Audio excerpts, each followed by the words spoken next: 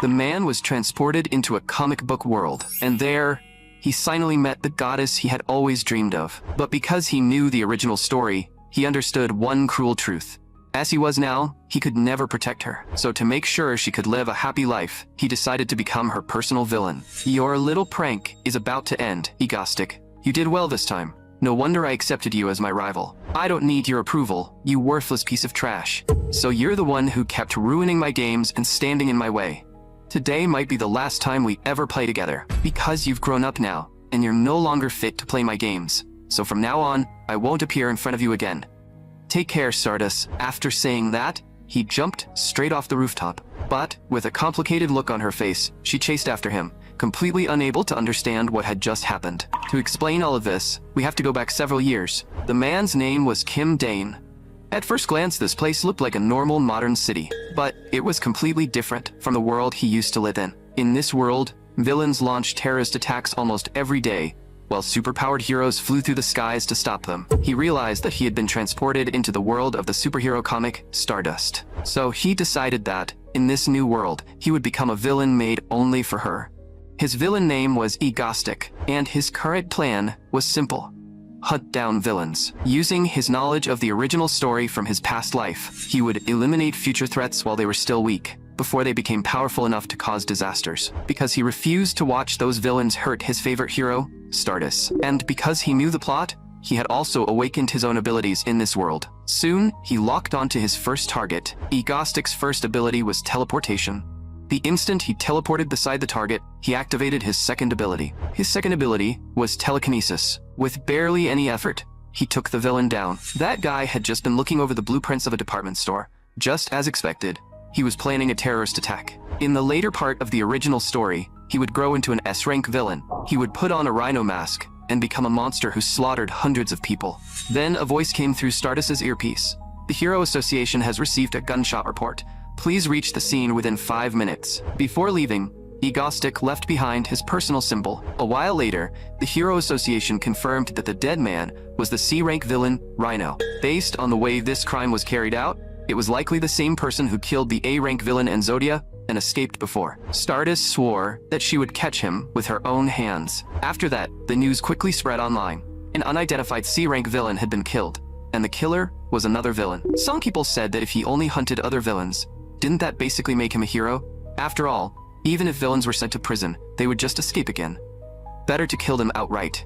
He was simply doing what heroes were too afraid to do. When Egostic saw those comments, he couldn't help complaining. What do I do now? What am I supposed to do? What have you been mumbling about? Keep it down, asked Hanso-in, a super intelligent ability user. Because he had killed a villain before, everyone actually thought he had done something good. At this rate, Egostic's image would only keep improving. And if that happened, what would people think of the hero trying to capture him? Public opinion towards Stardust would become terrible. So, he had to stop this. He had to make everyone understand that Egostic was a true supervillain. And that was how the villain Egostic made his official debut. He loaded himself with explosives and prepared to move out. His target was a 111-story observation tower, a place famous for the breathtaking view everyone had been waiting to see. Then, a voice rang out through the broadcast system. Hello everyone, I'm the villain Egostic. I'm the one who recently killed Rhino and Enzodia. I won't waste your time with boring explanations. Can you see it? I've planted bombs on both sides of the observation tower, and I've started a live stream. Now, let the game begin. If there's a villain on the stage, then of course there has to be a hero too. The hero in charge of this area, Stardust. Hurry up and get over here. Finally, he adjusted his robe, pants, cape, and mask. He was even a little excited because he was finally about to meet her in person. This was no longer a comic. This was reality. And she was the A-rank hero, Stardust. When he first arrived in this world, he had prayed to God, begging to be sent back to his original world. But the moment he saw Stardust here, he understood that this really was the world of Stardust. In other words, if he became a hero, he might have a chance to stand by her side. He had read Stardust countless times, so he knew the truth better than anyone. Even if he became a hero, he still wouldn't be able to protect her. If he wanted to keep her safe, there was only one path left. He had to become her personal villain. You'd better not make any sudden moves. My subordinate is controlling the live stream, and he also has a remote detonator, so don't even think about solving this with force. What do you think of the stage I created for you?" Stardust was so furious that she cursed him as a lunatic and ordered him to release the innocent people immediately so she could punch him a few times and throw him in prison. Since that is the request of Stardust, the very symbol of justice, of course, I'll let them go. But simply letting them leave like that would be far too boring. Right now, if anyone presses the down button in the elevator, the bomb on the opposite observation tower will explode. There are 30 minutes left before the bombs go off. So, before then, everyone had better hurry up and press the button. After all, none of you know each other. If strangers die, it won't weigh on your conscience, right? Stardust was furious, but there was nothing she could do right away. I want everyone to see just how selfish humans really are. This is my game, the game of Agnostic. The people inside the observation tower were all thinking the same thing. If the people on the other side pressed the button first, everyone on their side would die. And even if they didn't press it themselves, there was no guarantee the other side wouldn't. Stardust knew that even if she rushed in and took Agnostic down instantly, if there were other detonators elsewhere, countless people could still die. So, she immediately questioned him. Is it really fun to treat people like toys? What's fun isn't them. It's you, Stardust. You are one of the few A-rank heroes who truly believes in justice and conviction, and you would never compromise with evil. Honestly, I respect you. Stardust had no idea what he meant by that. In reality, Kim Dane simply wanted to praise her in front of the entire nation. Since you look so helpless, I'll give you a chance to join the game too. I'll connect you with all the people desperately waiting for a hero. If you can convince them not to press the button before the 30 minutes are up, then the bombs won't explode. Stardust asked how she was supposed to believe him. Agnostic simply replied that it was still better than doing nothing, wasn't it? After saying that, Kim Dane disappeared from the spot. The next second, every drone and camera turned towards Stardust. Stardust began persuading the crowd. I am the A-rank hero, Stardust. I believe every person has conviction in their heart. And this was exactly what Kim Dane wanted. He wanted everyone to remember that the one creating fear and chaos was the villain. All she had to do was keep shining, just like she was now. This entire stage had been prepared for her. Stardust's speech successfully convinced everyone. In the end, the bombs did not explode. Kim Dane seized the chance to appear again and deliver his classic villain parting speech. Those selfish people didn't press the button to save their own lives. How is that possible? In this situation, someone should have pressed it. There should have been at least one selfish human being like me. Humans can't possibly be that selfless. But Stardust refuted him right away. Humans are not as selfish as you think. Not everyone can be completely selfless. But human nature is good. Kim Dane put on the posture of a defeated villain and pointed at Stardust. This happened because of you. You were the reason they came together. In the next game, I will win. The moment Stardust's fist came flying toward him, Kim Dane's body slowly faded away. The last thing he saw was her eyes, burning with justice. The rescued civilians began chanting Stardust's name. Meanwhile, Kim Dane teleported to another location. The moment he arrived, his whole body collapsed to the ground.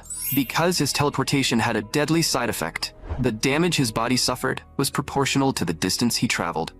Looks like he would be stuck in bed for at least 2 days. Then a voice suddenly came from nearby. Didn't I tell you not to wear that hat?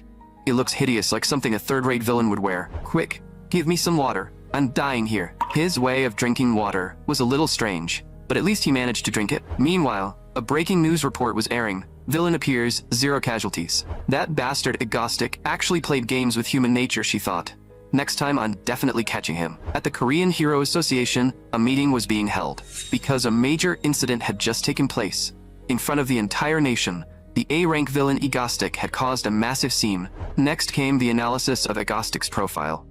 Agnostic, male, wears a mask, and the mask appears to weaken people's ability to perceive him. We've seen all of this information already. Just move on to yesterday's case. He used teleportation to attach bombs to the outer wall of the building. According to the forensic and site analysis, that bomb had enough power to destroy the entire observation deck. A high-performance handmade bomb like that. Did he really make it himself? And what about the hacking incident?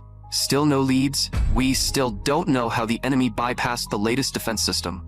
Judging from the livestream, no hacking-type ability user was found at the scene. In other words, Agnostic may have a highly skilled technical assistant working with him.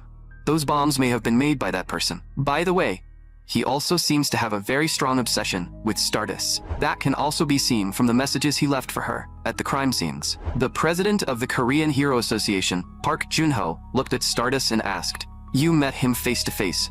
What was your impression? Stardust believed he was a lunatic who messed with people's minds. On top of that, he had the ability to plan large-scale terrorist attacks. Without question, he was a real villain. 2 days later, in Kim Dane's room, because of the side effects of his power, he was still lying there half dead. Since he was thirsty, he barely managed to get up for water. Bro, did you drink straight from the bottle again? Kim Dane immediately denied it. No, I did not. Han So-in was the girl who kept calling him bro. In the later part of the original comic, she would grow into an S-rank villain and a genius hacker. That was exactly why Kim Dane kept her by his side now. Bro, this is my house. Why do you keep treating it like your house? Kim Dane shot back. Didn't I pay living expenses? Han So-in lived in an underground home. She reminded him again that when he drank water, his mouth was not allowed to touch the bottle. Got it? Kim Dane patted her on the head and said he understood. But compared to that, something serious had just happened. Didn't you mention a woman named Lee Subin last time? She's my assisted candidate, the woman who's been active online. You said she seemed to be a fan of Egostic. The TV showed that she was at the scene. Egostic's followers were kidnapping hostages and committing crimes at that location. They had also planted bombs inside the building. At first, Kim Dane thought that woman had been taken hostage, but the masked woman was Lee Subin herself. Egostic's followers refused to compromise and claimed they only wanted terror and death.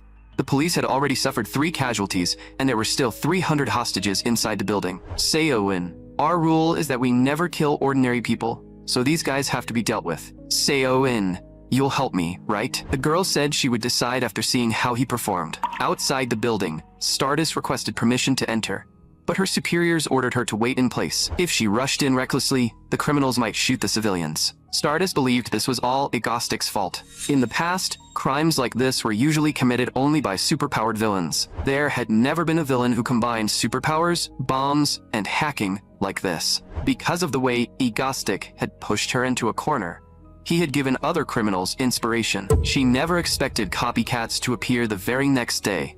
Then Stardust received a report.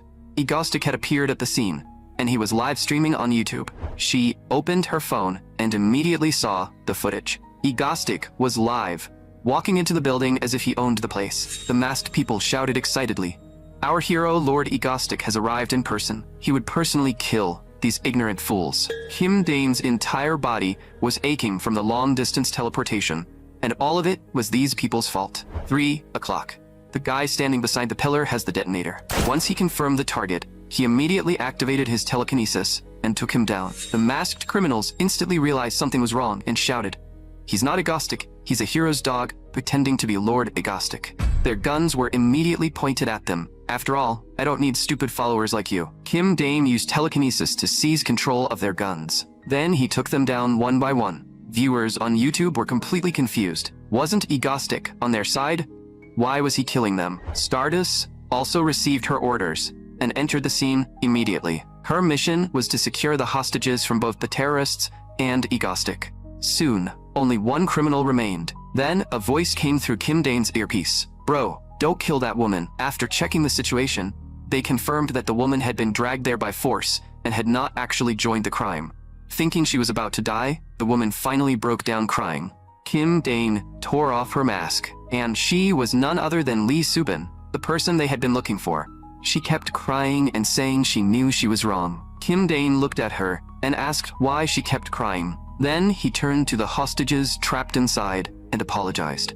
"Although I didn't do this myself, this copycat crime happened because of me, so I believe I bear a great deal of responsibility." The viewers online could not believe what they were seeing. What kind of villain was this? To every hostage here, and to everyone harmed by this incident, I will send compensation money to your accounts. Please remember to check. I also want to apologize again to the 3 victims who lost their lives. I will send the highest possible compensation to their families. Kim Dane knew very well that even if he used someone else's account to transfer the money, it could still be traced back. But at this point, he couldn't worry about that anymore. So-un would handle it. Just then, So-un's voice sounded in his ear. "Bro, bring that woman back with you." Kim Dane immediately lifted her onto his shoulder. Because of the exhaustion left by his earlier long-distance teleportation, his body was almost out of strength. Right then, with a loud boom, Stardust arrived at the scene. This time, she was determined to catch Egostic. She lunged at him immediately, but missed completely. Because Kim Dane's legs gave out, By the time she realized what had happened, he had already escaped with teleportation. Not long after, at a certain university, the news was buzzing about how the villain had actually compensated everyone for their losses. Netizens had even given Agostic a nickname, Mango Stick. College student Shin Haru was watching that news. She looked deeply troubled. Her senior, Kim Chae-hun, asked if she was having trouble with her assignment. "I'm fine, sis. I just spaced out for a moment." The A-rank hero, Stardust's real name, was Shin Haru. When acting as a hero, she used a perception filtering device to hide her identity, so no one knew that Stardust was actually an ordinary college student. Of course, Shin Haru herself was anything but ordinary, and right now, she had one major problem. Agostic. That selfish Agostic had clearly said before that all humans were selfish. Then why did he rescue those hostages? Kim Chae-hun pinched her cheeks and said she was making that dead-looking face again. "Stop thinking about it. Let's go get your favorite mango shaved ice." The moment she heard mango shaved ice, Shin Haru was genuinely tempted. But the next second, she immediately thought of Mango Stick Agostic, and once again, her face twisted with frustration. Kim Chae-hun never expected that even Mango could not save her this time. That damn Agostic had completely infected her brain. She had to catch him and expose his real identity. But in the end, she still went to eat mango shaved ice. Meanwhile, on the other side, there was a very ordinary-looking house. After opening the front door and stepping inside, there was another entrance door right beside the room entrance. When the second door was opened, an elevator stood there with its doors already open. After entering the elevator and typing in the password, the doors closed automatically, and it descended dozens of floors underground. The place they arrived at was Agostic's base, or as he called it, my base. "Bro, why are you randomly naming someone else's house? Sion, why are we still drawing lines between your place and mine? Your home is my home, and my home is your home." Right as he was getting carried away, he moved his leg slightly. A sudden burst of pain made Kim Dane cry out on the spot. It was the side effect from his earlier teleportation. Seon shouted angrily, "Why are you acting like you're dying?" Teleporting with another person doubled the fatigue. That was Han So-eun, the super-intelligent ability user. Although that was not the reason Kim Dane had recruited her, he had to admit, her fatigue recovery capsules were unbelievably useful. Just then, Lee Subin came back from grocery shopping. She asked if they wanted snacks. Kim Dane froze and said, "Aren't you wanted? How are you still going outside?" She explained that she had covered her face with her bangs when she went out. Kim Dane replied that this only made her look even more suspicious. The moment Seol-eun heard the word snacks, she rushed over. Kim Dane could not help wondering if they had brought Lee Subin here just to make her run errands. He asked Seol-eun why she made him bring Subin back. Seol-eun said it was obviously because she wanted Subin to become their assistant. After all, before Subin actually committed any real crime, they could still consider taking her in. Kim Dane strongly opposed keeping a terrorist beside them. Who knew if she might start shooting inside the house? But in reality, Subin had never planned to join the terrorist attack. She had been dragged there half by force by his so-called followers. "Your name is Lee Subin, right? I know everything about you. Your parents were researchers at Hanin Group, weren't they?" Lee Subin was shocked and asked how she knew that. Seon answered that she had read what Subin posted on the dark web. "Sis, you want revenge too, don't you? You said you wanted an eye for an eye, to make those people suffer what your parents suffered. We have also been looking for the leaders of Hanin Group recently, because we were victims too. Only after we find those people and crush every last one of them, can this hatred finally be settled. So, sis, will you help me?" Kim Dane finally understood. This woman, just like Seon, was also a victim of Hanin Group. When he had recruited Seon as his helper, he had also convinced her by promising to help her get revenge. Of course, he also did not want Seon to become the S-rank villain she became in the original story. As for Lee Subin, she never appeared in the original work, so she was probably just a minor character with no real role. That also meant she was likely not too dangerous, though he still did not know how useful she would be. The two girls, bound by the same pain, hugged each other and burst into tears. Kim Dane was almost unable to keep up with how fast their emotional connection was developing. And, from that moment on, Seo-eun's fake boy persona had completely fallen apart. That was right. Seo-eun had actually been pretending to be a boy all along. Kim Dane decided it was better not to get involved and simply lie down to rest. Meanwhile, somewhere else, a man was forcing a woman to eat with him. "I just like you.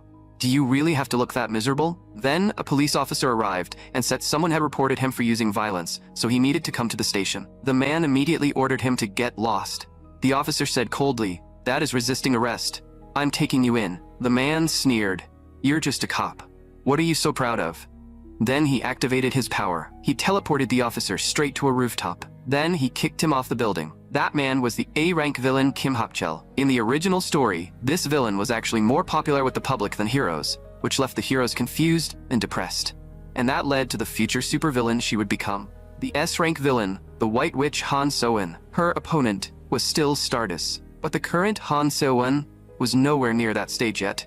Right now, just because Kim Dae-in drank a little of her orange juice, she was already yelling at him. Lee Soo-bin quickly explained that she had been the one who finished it, and said she would buy more later. Once Seo-in heard that it was her sis who drank it, she immediately said it was fine.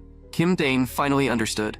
This girl only acted like this toward him, so he teased her on the spot. "So-in, did you finally give up pretending to be a guy?" That one sentence made her face turn bright red. Han So-eun was a super intelligent ability user. She was also the only survivor of Hanerin Group's Enlightenment project. Hanerin Group had carried out illegal experiments on hundreds of children. One day, an unexpected side effect appeared in one of those children. Everyone involved died, except Seo-eun. She dragged her injured body out of the facility and hid underground. There, she built the base they were using now. After that, she lived alone for several years, until Kim Dae-in found her. At the time, she was still extremely guarded. Kim Dae-in asked her, "Don't you want revenge on them?" Han So-eun, "I happen to need your help. I didn't come here to hurt you. I came here to save you." In the original story, her twisted desire for revenge turned her into an S-rank villain in the future, and she eventually died. So, Kim Dae-in absolutely could not let her become a villain, although she was already his accomplice now, which technically made her something like a villain. He still had to guide her toward the right path. But this girl really had no manners. She looked at him and snapped, "What are you staring at? You wouldn't understand even if you looked." As for Lee Soo-bin, she had lost her researcher parents, but taught herself enough to enter a prestigious university as a computer science major. In the future, she could probably help Seo-eun quite a bit. She was a character Kim Dae-in did not know from the original story, which made him a little suspicious. But most importantly, her cooking was incredible. Then Seo-eun took out a stick-on location tracker. Kim Dae-in asked why she had made a location tracker. Seo-eun asked back, "Bro, did you forget what our real job is? The next villain you need to deal with is exactly who this tracker is for." The B-rank villain Kim Hak-chul has teleportation powers. He can only teleport short distances, but his teleportation has no side effects, so he can use it almost endlessly. And since you can't trap him with telekinesis either, he's extremely annoying. The harder an enemy is to deal with, the earlier we need to remove him. Kim Dae-in complained, "Do you have any idea how exhausting teleportation is for the mind and body?" So-in ignored the whining and told him to stop talking and get to work. Soon, Kim Dae-in arrived on the rooftop of the target building. So-eun urged him to go in quickly. But Kim Dae-in worried about what would happen if the guy happened to be in the living room. So-eun impatiently explained that she had already told him several times. Even if the guy used teleportation to dodge the bullets, the tracker would still attach to him, because the tracker fired faster than a bullet. "You're a liberal arts guy, so you wouldn't understand anyway. Stop wasting time and get in there." Kim Dae-in asked if it would not be better to just kill him on the street. Seo-eun snapped that this guy teleported every time and never showed himself on the street. This was a plan she had made after investigating him in advance, so he should stop being annoying. Lee Soo-bin cheered for Ego Stick from the side. Seeing that, So-eun awkwardly added a small good luck. Kim Dae-in teleported straight into the home of the A-rank villain Kim Hak-chul. He happened to see the man drying his hair. Kim Dae-in immediately fired 2 shots. Kim Hak-chul instantly used teleportation. Kim Dae-in immediately asked So-eun if the tracker had attached. Lee Soo-bin, who was checking the map, reported his position. He is 500 meters east. Kim Dae-in teleported after him and somehow ended up on a public street. People around him started murmuring, "Isn't that a Gostic?" Kim Dae-in realized he was in trouble. This was not part of the plan at all. Someone had already started live streaming, saying Agostic had appeared downtown. At the same time, at a certain university, Shin Haru immediately received the news that Egostic had appeared in the city. "Hero Stardust, please report to the association and prepare to deploy." She immediately slapped the desk and stood up. Then she remembered she was still in class and quickly apologized. But in the end, she still left the classroom. She needed to know what kind of scheme Agostic was planning this time. Seo-in told Kim Dae-in to look at the crosswalk at the intersection ahead. It seemed the target had really been shot. Without thinking, Kim Dae-in teleported over, ready to finish him. Right then, a truck suddenly came crashing toward him. This was Kim Hak-chul's plan. He wanted the vehicle to run over whoever had attacked him, but Kim Dane, who also had teleportation, easily dodged the truck. Kim Hak-chel had not expected the rare chance he had created to fail, so he used teleportation again and escaped. He arrived on the rooftop of a building and finally realized that the attacker was Egostic. That meant the two villains Egostic had killed before probably had not died because of some personal grudge, but none of that mattered to him. Then a voice rang out. A-rank villain teleport, go to hell. The crowd finally began to wonder if Egostic really only killed villains. Kim Hak-chel used teleportation again to flee. The two of them continued the chase, with Kim Hak-chel teleporting away again and again. He even grabbed a random passerby and threw him behind him. Kim Dane caught the person gracefully. Because Kim Hak-chel had already been wounded by the gunshots, he eventually collapsed. Kim Dane looked down at him and said, "Villain teleport, you know the crimes you committed, don't you? You stole tens of billions in assets and caused the deaths of 4 innocent people." Then Kim Dane turned to the crowd watching nearby and asked, "Do you want him to live?" Everyone immediately shouted, "Kill him, kill him, kill him." Kim Hak-chel cursed them furiously. "You bastards. When you say things like that, how are you any different from me?" Kim Dane knew very well that this man would become an S-rank villain in the future and cause hundreds of deaths. Most importantly, he had also hurt Stardust, so Kim Dane fired several final shots and killed Kim Hak-chel. But what felt deeply wrong was that the crowd started cheering instead of running away. That was not normal. Aside from the existence of superpowered people, this world was actually very similar to his original one. But every time something like this happened, Kim Dane was reminded that this world was still different from his old one. He really could not get used to its people, so he raised his gun and aimed it at the crowd. "I'm a villain. Aren't you afraid of me?" Then a voice called out. Egostic. It was Stardust. She had arrived. Kim Dane knew that causing more trouble here would be too conspicuous. In daily life, Stardust was a slightly cold, ordinary college student, but every time she transformed into a hero, she spoke in that awkward, old-fashioned, heroic tone, and it was honestly too cute. "Egostic, what exactly have you done?" Kim Dane answered. "You ask what I've done? I simply dealt with the A-rank bank robber teleport and did what heroes should have done." For a moment, Stardust could not find the words to respond. If he was an A-rank villain, then heroes had the authority to execute him, didn't they? But, Egostic, are you a hero? Kim Dane immediately realized this was the perfect chance to win public support for Stardust, especially with so many people filming. So he said, "As expected of Stardust, a villain like me privately punishing criminals is of course illegal. I truly admire your unwavering sense of justice. For today, I'll be taking my leave." The people around them began talking. Do only heroes have the right to catch bad guys? Stardust seemed to arrive only after everything was already over. With her abilities, she could never have caught a teleporting villain. Honestly, what did Egostic even do wrong? Kim Dane felt more and more like the script was going completely off track. Seoin also urged him through the earpiece. "Bro, stop rambling and get back here already." With no time left, Kim Dane could only awkwardly tell Stardust, "I'm not saying what I did was right. I will continue doing evil like a villain. So Stardust, you must stop me." After saying that, he left with teleportation. The crowd that had gathered to watch also slowly dispersed. Only Stardust remained there. Her expression strangely complicated. Kim Dane teleported back home, and Seoin immediately shouted for Lee Subin to come help. She told Subin that this was a side effect of teleportation. It took both of them working together just to drag Kim Dane. Meanwhile, an online forum even started a poll. Compared to the stiff and old-fashioned Stardust, people seem to prefer the real man, Mango Stick. The number of votes supporting Egostic completely crushed Stardust. When Stardust saw those comments, her expression became even more complicated, and no one knew what she was thinking. That year, Shinharu was only 17. Someone murdered her parents. Because the killer had run out of time, he left the scene early, and because of that, she barely survived. It was also that night that she awakened the power of Stardust. Not long after, at Seoin's base, Kim Dane finally woke up. Seoin told him to eat while listening to the news. The news, of course, was about the A-rank villain, Egostic. He had taken down the A-rank villain Rhino and the S-rank villain Inzodia. He had made the boring lives of Korean citizens more exciting, and the observation tower incident had ended with 0 casualties. He had also suppressed the terrorist attack caused by his followers and even paid compensation to the hostages. Then he took down the A-rank villain Teleport, who was officially recognized by the Hero Association as one of the hardest villains to catch. Now, people were saying that Egostic did not seem like a villain at all.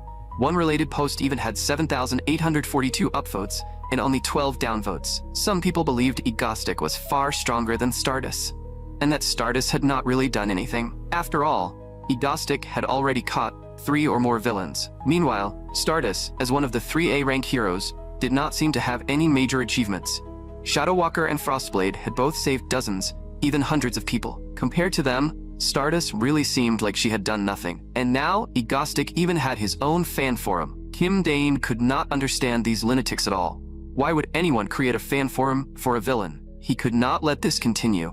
He had to prepare the next crime immediately. He had to make everyone understand who the real villain was and who the real hero was. More importantly, he had to make Stardust's popularity skyrocket. At that moment, Shinharu was still eating mango shaved ice. But in her mind, she kept hearing the criticism people had thrown at her. Did Stardust only show up after everything was already over?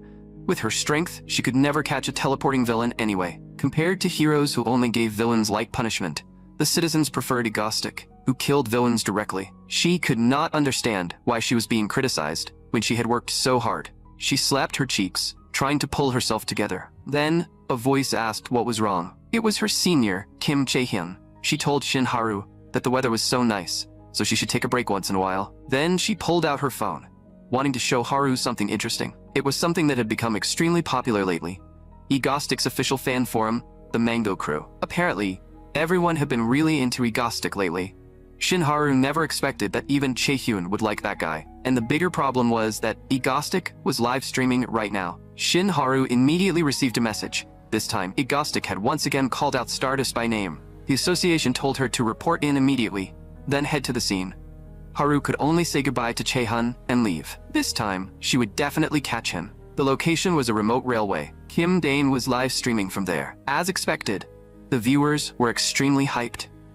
After all, he had recently received a lot of messages saying people liked him. Some even said he was not a villain, but actually a hero. There was even an official Egostic fan forum now, the Mango Crew. But everyone, aren't you misunderstanding something? I am a villain. The train is about to arrive. Stardust, are you watching? The chat instantly filled with question marks.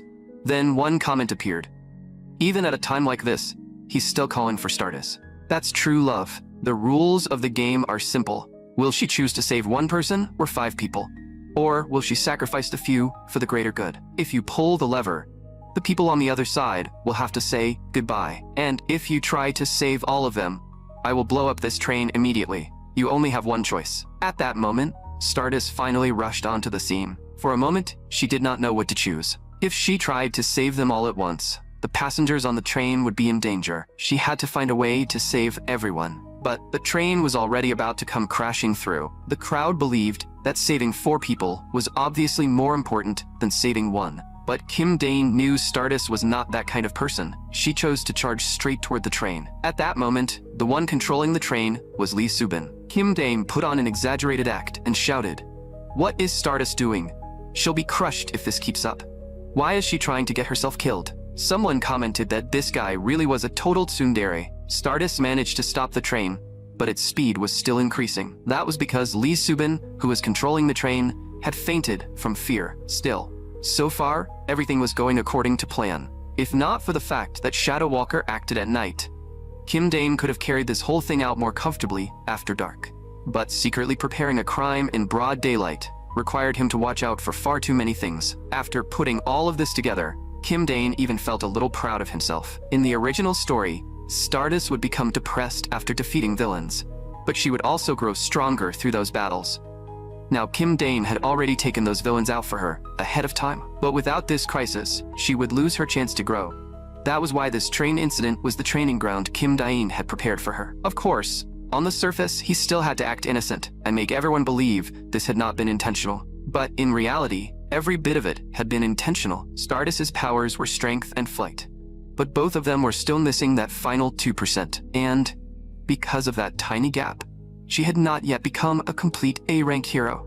Technically, she should not have been able to stop this train. But what no one else knew was that Stardust's true power was not just strength and flight. Whenever she faced a real crisis, her power would surge explosively in an instant. That was why Kim Dane believed she should be able to stop the accelerating train. But right then, Lee Subin suddenly passed out. No matter how many times Kim Dane called her, she could not hear him. This was completely outside his expectations. If even one hostage trapped on the tracks died, the whole plan would be ruined. And Stardust would definitely fall onto the path of despair. Just as Kim Dane had no idea what to do, Stardust's power suddenly surged again. When the train was only one step away from the hostage, she stopped it with brute force. And in that moment, she finally broke away from her original path of despair. After successfully holding back the train, Kim Dane could not help shouting, "Nice job!" But he immediately caught himself and changed his words.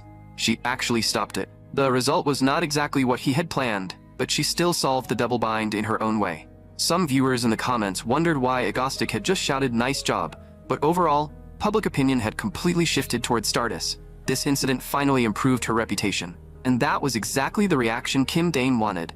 He looked into the livestream camera and said, "Did you all see that? That is the hero known as Stardust. As long as she wants to save people, she will keep growing stronger." After using up all her strength, Stardust finally collapsed.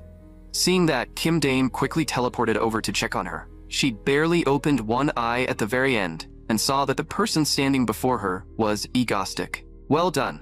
This time, you win. I'm leaving now, so get some rest." After saying that, Kim Dane gently closed her eyes with his hand. Then this criminal act ends here.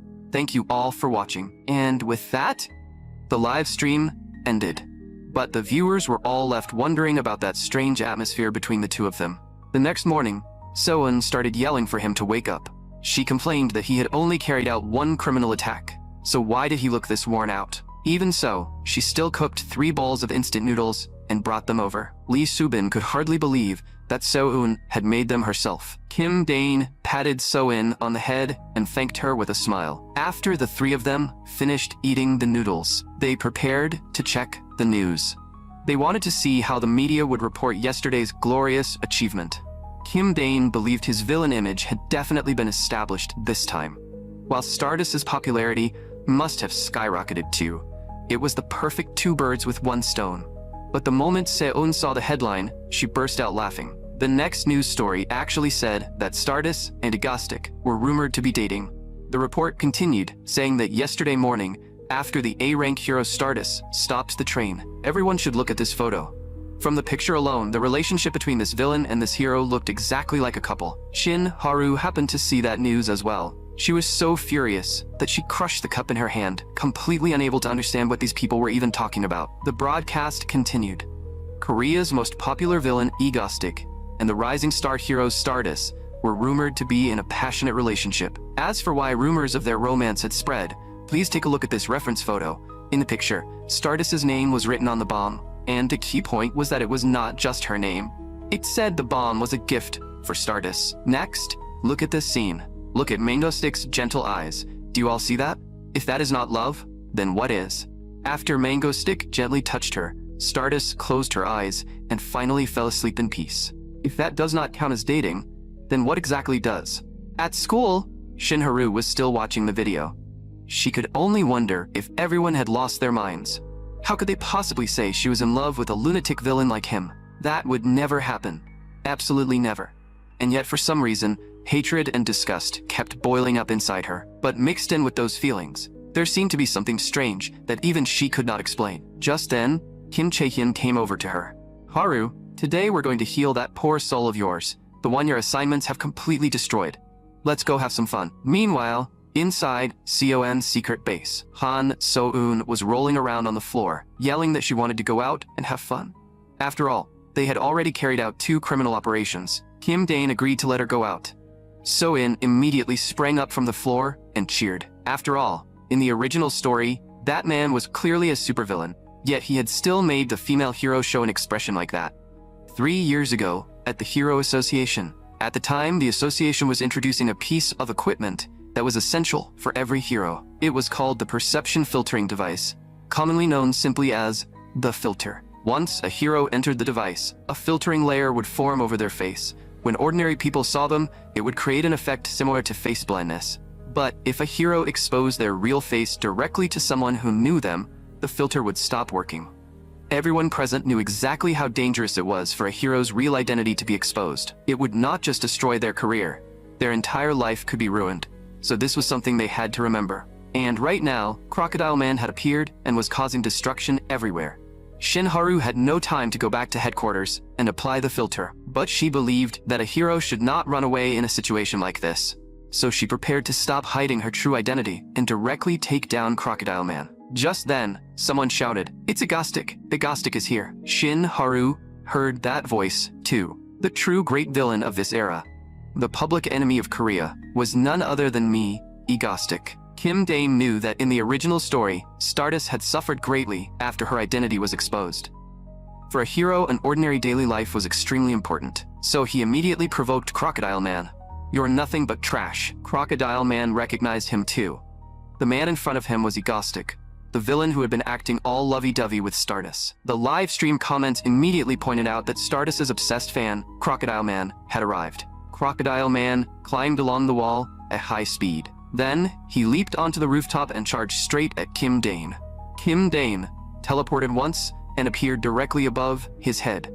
"You know my name, but you don't know I can teleport," he said, tapping Crocodile Man on the head. Crocodile Man tried to strike back, but he could not even touch him. He roared at Agostic to fight him fair and square. Kim Dane asked back, "I'm the villain Agostic. Why would I fight fair and square?" Still, he remembered that he did need to explain why Agostic had appeared here. If he left it alone, everyone would definitely misunderstand again and say he had shown up specifically for Stardust. So, he looked at Crocodile Man and asked, "Crocodile, let me ask you something. Why did you suddenly launch this attack?" Crocodile Man answered, "My target is Stardust, so attacking you is only natural. You seem very interested in Stardust too, which makes you my enemy." Kim Dane could not understand what kind of insane logic this was, but the comments were already going wild. Even this stupid villain knows Mango Stick likes Stardust. He doesn't know Agostic can teleport, but he knows Agostic likes Stardust. Two men are fighting over one woman. Crocodile Man pointed at Agostic and roared, "You were the one who said you were going to kill me first." Kim Dane denied it immediately. When did I ever say that? But even the comments were reminding him that he had definitely said it. "A crocodile causing trouble on my turf? You're dead today." "Wasn't that exactly what you said?" Kim Dane panicked on the spot. That was not what he had been asking about. Why had this crocodile suddenly become so good at arguing?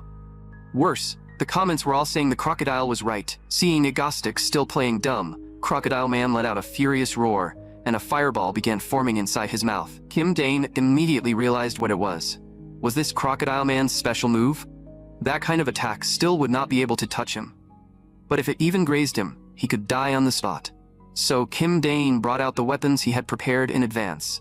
Dozens of guns. He activated telekinesis and fired all of them at once. But after the smoke cleared, Crocodile Man's body was completely unharmed. "You thought a few bullets could hurt me?"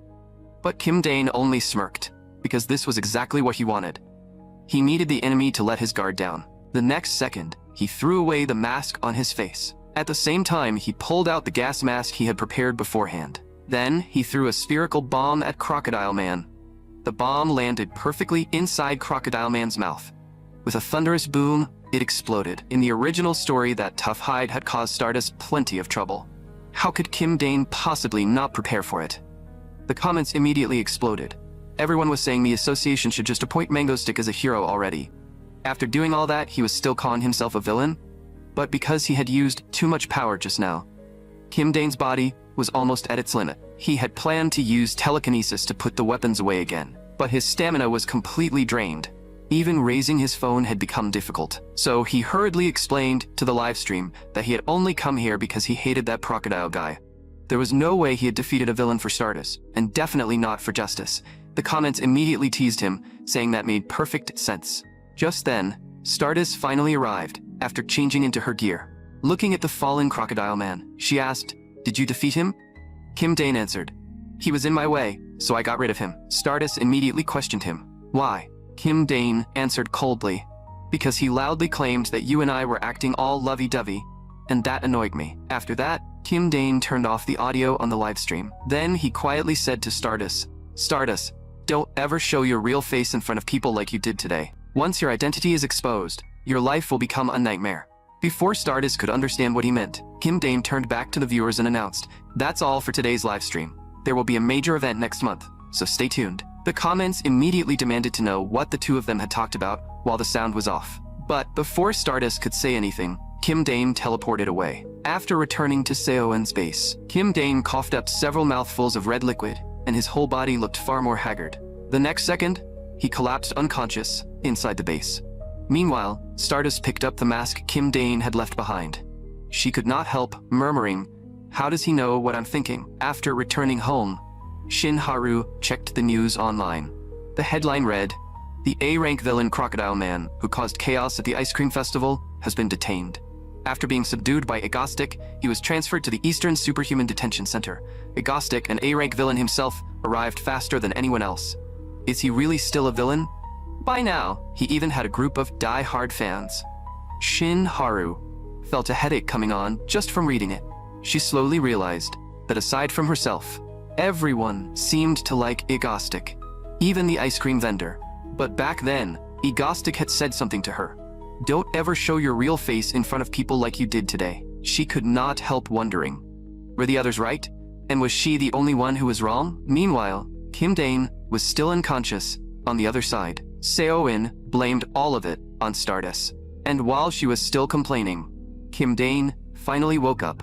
"Why do all of you look like someone died?" Seoin immediately hugged Kim Dane and burst into tears. Only then did he realize that he had been unconscious for 3 full days. The reason was simple. He had used teleportation and telekinesis far too many times in a row.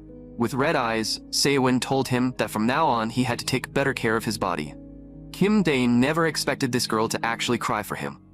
"Looks like all those games I played with her worked for nothing." Lee Subin also could not help asking why he had been in such a hurry to deal with Crocodile Man. Anyone who did not know better would think he was a hero. Seoin followed up as well. He kept saying he was a villain, so why did he keep doing things like that? Kim Dane explained that if he had not stepped in back then, Stardust would have come forward herself, and that would have been truly dangerous. Once a hero exposed their real face, their personal information could be dug up. Then every villain who hated her, and every criminal who wanted heroes dead, would come after her. Seoin asked back, "And what does that have to do with us?" Kim Dane told her that the world they lived in had been built on an asymmetrical structure from the start. Because good and evil were never balanced, most superhumans did not choose to become heroes. They became villains instead. After all, heroes earned little, got targeted constantly, and were bullied by villains all the time. Of course, many people would choose the easier life of a villain. Just look at Korea's A-rank heroes. There are only Stardust, Shadow Walker, and Frostblade. But A-rank villains? There are too many to count. After hearing that, Seoin could not help teasing him. "So, bro, are you going to kill villains in place of the heroes? Isn't that just a dark hero?" Then she asked again, "But what does that have to do with us?" Kim Dane quickly explained that it had not gone that far. He was simply worried about Korea's future. Seoin narrowed her eyes and asked, "Bro, do you have feelings for that Stardust? Don't tell me this is because you like that woman." Kim Dane immediately corrected her. "Seoin, don't call her that woman. Be civilized." The atmosphere instantly became tense. Lee Subin hurriedly stepped in to smooth things over. "Seoin, didn't you say there was something you wanted to discuss with everyone?" Seoin finally remembered.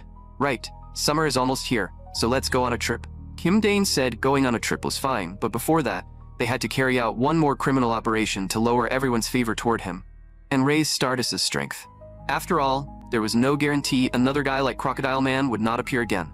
If Stardust had fought Crocodile Man directly back then, she definitely would have had a brutal battle. Seoin grumbled, "So are we actually going on the trip or not?" After that, the two of them made a pinky promise. Only then did Seoin go off to pack her luggage. As for the next criminal operation, Kim Dane had already thought of dozens of plans. The observation tower incident and the train incident had both taken place on land. So this time, they would choose either water or the sky. Kim Dane thought it over and over. Finally, he found his answer. He seemed to have just seen news about a plane falling from the sky. Seoin and Kim Dane both let out a cold laugh at almost the same time. Not long after, inside a plane flying somewhere else, a group of passengers were chatting and laughing inside the cabin. But the next second, the cabin lights suddenly went out. At first, no one really cared. Some even thought the sky looked clearer with the lights off, making the trip feel even more atmospheric. Just then, a voice suddenly rang out. "Hello everyone, this is the greatest quiz show ever held at 25,000 feet in the air. Welcome to the self-show live stream." One of the passengers immediately questioned the flight attendant. What is going on? The voice over the broadcast continued. There's a bomb installed on the plane you are currently on. The moment they heard that, the entire cabin instantly fell into chaos. Now then, let the game begin. Meanwhile, at the Korean Hero Association, Stardust had also received news of the hijacking. The president told her that even if she went there now, there was no guarantee she could stop it. Stardust slammed the table in anger. Is that really something the president should be saying? I'm heading there right now. The president explained, I never said you couldn't go. Then, a lazy voice came from nearby. Daytime really is exhausting. The person who arrived was the A-rank hero Kim Jae-sun, also known as Shadow Walker. He told the president that once he reached the airport, he would have to get some sleep first, and in his current state, he could not fight anyway. The president reminded them not to push themselves too hard. After all, they could not save everyone. A flash of light passed, and the two of them instantly arrived at the airport. But the moment they got there, they saw something shocking. How are we supposed to stop that? Because a plane wrapped in flames was plunging straight down from the sky. And for Kim Dane, as the personal villain of a superhero, helping that hero grow was also an extremely important event. Many years ago, during the debut battle of a certain hero, a group of villains had gathered in one place. Among them was even an S-rank villain, Thousand Needles, and the one who arrived there alone was none other than the A-rank hero, Shadow Walker. His ability allowed him to transform into an unidentified liquid at night. Not only was he incredibly fast, but his attacks were powerful as well. At night, he was practically invincible. But once daytime came, he became a half-dead piece of trash. On Egostic's side, he already knew that Stardust had arrived. So he announced, next up is the final round of questions everyone has been waiting for. 30 minutes earlier, the quiz show on the plane had officially begun. He first explained the rules. Everyone turn on your phones and turn off airplane mode. You should have all received a text message. There are 10 questions in total. If anyone answers all of them correctly, the bomb will be disarmed immediately. But if no one gets them all right, then you are out. Please send the correct answers to this number. From now on, no peeking at anyone else's answers. If you make a sound, you're out immediately. The first question was actually this. How many people could fit on a Titanic lifeboat? The woman who peeked just now was immediately eliminated because she made a sound. The middle-aged man beside her was eliminated as well. The spectators in the comments were stunned, saying this was terrifying. Who is the one who called Egostic a hero again? The answer to the first question was revealed. It was 9 people. As for why, because 9 sounds like save, a literal lifeboat. Seo-eun could tell that Kim Dae-in really did enjoy this kind of twisted game. As time continued to pass, more and more people failed. The contest finally reached the last question, with only one person remaining, and Stardust was about to arrive at the scene. Egostic announced, before the highly anticipated final round begins, let's interview you first. One sentence from you can decide everyone's lives. Mr. Kim Duk-bae from Bangbae-dong, you are the final contestant. How do you feel right now? Kim Duk-bae answered with a serious face. I truly feel a heady sense of responsibility. But Egostic had already said earlier that no one was allowed to make a sound. So, all of you have failed. The plane is going down. This stage was now ready. And finally, it was time for the hero to appear. Stardust was completely stunned when she saw the scene. She immediately asked the president what she should do. But the president replied, what else can you do? Give up. I'm busy writing a statement of condemnation right now. The president is calling again, so I'm hanging up. Last time, she had barely managed to stop a speeding train. But in this situation, what was she supposed to do? She thought back to the night her parents died. The night she decided to take revenge. At this moment, just like back then, it felt as if no one could be saved. Just then, a voice suddenly came through her earpiece. Meanwhile, on the other side, Kim Dane was still thinking that this criminal operation might be far too easy because it was being handled remotely. But Seo-eun quickly noticed something was wrong. Why is that Stardust person just sitting there without moving? The moment Kim Dane saw it, his expression changed. What is Stardust doing? Seo-eun, can you connect to Stardust's earpiece? Hurry, hurry, hurry, we're out of time. And so, a familiar voice suddenly sounded in Stardust's earpiece. Hello, this is Egostic. Stardust immediately cursed, you piece of trash. Kim Dane said, nothing special, I'm just curious. Why aren't you saving them? The plane is about to crash, so what are you doing sitting there? Stardust shot back. You're the one making the plane crash. Why are you telling me to stop it? Kim Dane answered. Then who else is going to stop it? If that hunk of metal comes down, the people inside will be crushed into nothing. Stardust gritted her teeth and asked, "Is this your plan? Are you trying to force me to die?" But Kim Dane told her firmly, "You can do it. So you should stand up, clench your fists, push off with your legs, fly into the sky, and save everyone. If it's you, you can definitely do it. Because that's who you are, Stardust." Stardust had no idea what this lunatic was talking about. Kim Dane continued, "How could I ever try to kill you? Without you, I would just be some ordinary villain anyone could find anywhere. You are the one who made me who I am." When Stardust heard that, she froze for a moment. She still suspected Egostic might be trying to do something with this opportunity. But this time, she decided to play along for now. Then, she launched herself toward the falling plane. If she simply watched those people die, she would live with that guilt for the rest of her life. And Kim Dane believed she could do it, because clearly, that was who Stardust was. The final contestant, Kim Dokbae, was breaking down, thinking he had killed everyone. If only he had focused a little harder at the end. But before long, everyone realized that the falling plane was slowing down, because Stardust was holding it up from below with sheer force. After that, under the flight attendant's guidance, all the passengers safely got off the plane. Only then did everyone realize that the one who had saved them was Stardust. A hero had protected them all. In the end, Stardust quietly murmured one name: Egostic. This plane crash incident shocked many countries. What kind of existence was the hero Stardust? Many countries had no choice but to admit that when it came to heroes, Korea was genuinely strong. In fact, the combined heroes of some countries might not even be able to defeat Korea. The morning news also reported that yesterday afternoon, the A-rank villain Egostic remotely seized control of a plane and caused it to crash. But by some miracle, every passenger on board was rescued safely. The one who stopped the fallen plane was none other than the hero Korea was proud of, Stardust. Many experts had originally predicted that with her abilities, there was no way she could stop the situation, especially because the plane had been falling far too fast. Of course, Shinharu saw the news as well. Just then, her phone rang. The voice on the other end said, "Come on, the association president even gave you a day off. Come see the ocean and relax a little." Shinharu had not gone out for fun in a long time, so she happily agreed and said they should leave tomorrow and that they should invite Kim Jae-sun too. But then she remembered what Egostic had said to her. "You can definitely do it, because that's who you are." Shinharu knew that no one had ever believed in her like that before. And yet he was nothing more than a villain. So why had he told her to save the plane? If he knew she could stop it and save everyone on board, then why did he make the plane fall in the first place? "Without you, I would just be some ordinary villain anyone could find anywhere. You are the one who made me who I am." There were still far too many questions surrounding Egostic, but for some reason, Shinharu felt that there had to be another purpose behind his actions. So she decided to investigate his movements during this period. Just then, she received another call from the Hero Association. The person on the phone informed her that her ability values needed to be measured again. On the other side, Seyun was already so excited she could barely sit still. The day of the trip she had been waiting for had finally arrived. This was also Kim Dane's first real break since arriving in this world. Enjoying himself once in a while probably was not such a bad thing. But not long after they set off, they got stuck in traffic. To make things worse, the car's air conditioner had broken on the very day of the trip, and all of them were roasting inside. So-eun could not help complaining. "Bro, can't you just teleport with the whole car?"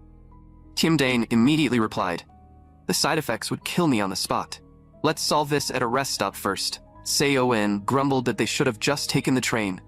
Kim Dane rejected that right away because they had way too much luggage. Just then, Seo-eun noticed something strange beside her. Those were not vacation supplies at all. They were firearms Kim Dane had prepared in advance. Kim Dane explained that no one knew what might happen on the road. So-eun shouted on the spot, asking what kind of trip this was supposed to be, and then started making a scene inside the car. Not long after, the group finally arrived at the beach.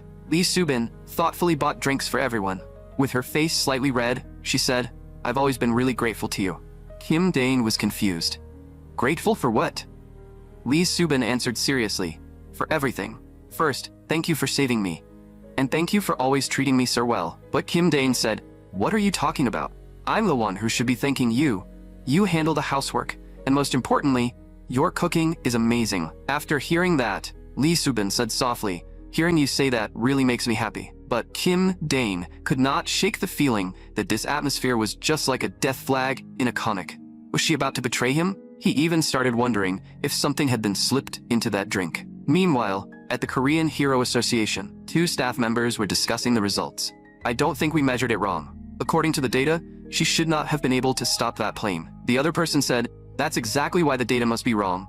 Did we fail to measure her true strength from the beginning? But Stardust knew the ability test data had not been wrong. After stopping that seemingly impossible disaster, her strength had clearly increased. The staff members were shocked by what they were seeing. Back at the beach, Lee Subin handed Kim Dane another drink and said with a blush that she had always been grateful to him. Kim Dane thought she might really be about to betray him, so he forced himself to stay calm and said, I'll be counting on you from now on too. So-in could not help complaining from the side. Are you two just going to leave me here and flirt with each other? What a lovely sight. Lee Subin hurriedly denied it. Flirt? It's not like that at all. Since this was a group trip, of course everyone should have fun together. After hearing that, Kim Dane picked So-in up. Then he threw her into the sea. So-in immediately shouted, Water got in my nose. This was a rare moment of peace. And just like that, the 3 of them happily played by the sea. Meanwhile, somewhere else, someone asked, where is our unit attacking tonight? The answer came back, the Marriott Royal Hotel. This time, we're going big. And the place Kim Dane and the others had booked happened to be the Marriott Royal Hotel as well. Even more importantly, the room had been reserved under Han Seun's name, and they had only booked 1 room. Seun thought it was fine because it saved money. Besides, it was a giant bed, so wouldn't it be better if they all slept together? Lee Subin also said it had been a long time since 3 people slept together, so it sounded nice. Kim Dane quickly reminded her, don't say it like that. The 3 of us have never slept together before. That night, Kim Dane kept thinking that nothing bad would happen, right? It would be great if nothing actually happened. With a loud bang, the door was suddenly kicked open. Kim Dane immediately activated his telekinesis and knocked the 2 intruders unconscious. He frowned. What was wrong with these people? When he opened the door and looked outside, he saw a group of masked men herding the hotel guests around. Kim Dane was speechless. Had they seriously run into a criminal attack? How were they this unlucky every time they went on a trip? Even more ridiculous, how did these people dare to commit a crime at night, right under Shadow Walker's nose? He opened his phone and found out that the A-rank hero, Shadow Walker, had apparently been found unconscious in Incheon. So-un, woken up by the noise, asked what had happened. Kim Dane told her a criminal attack was happening inside the hotel. At this point, So-un was already used to things like this. Kim Dane told Seun to wake Subin up and wait in the room while he went to the parking lot. He really had not expected to run into something like this during a vacation. Then he teleported outside.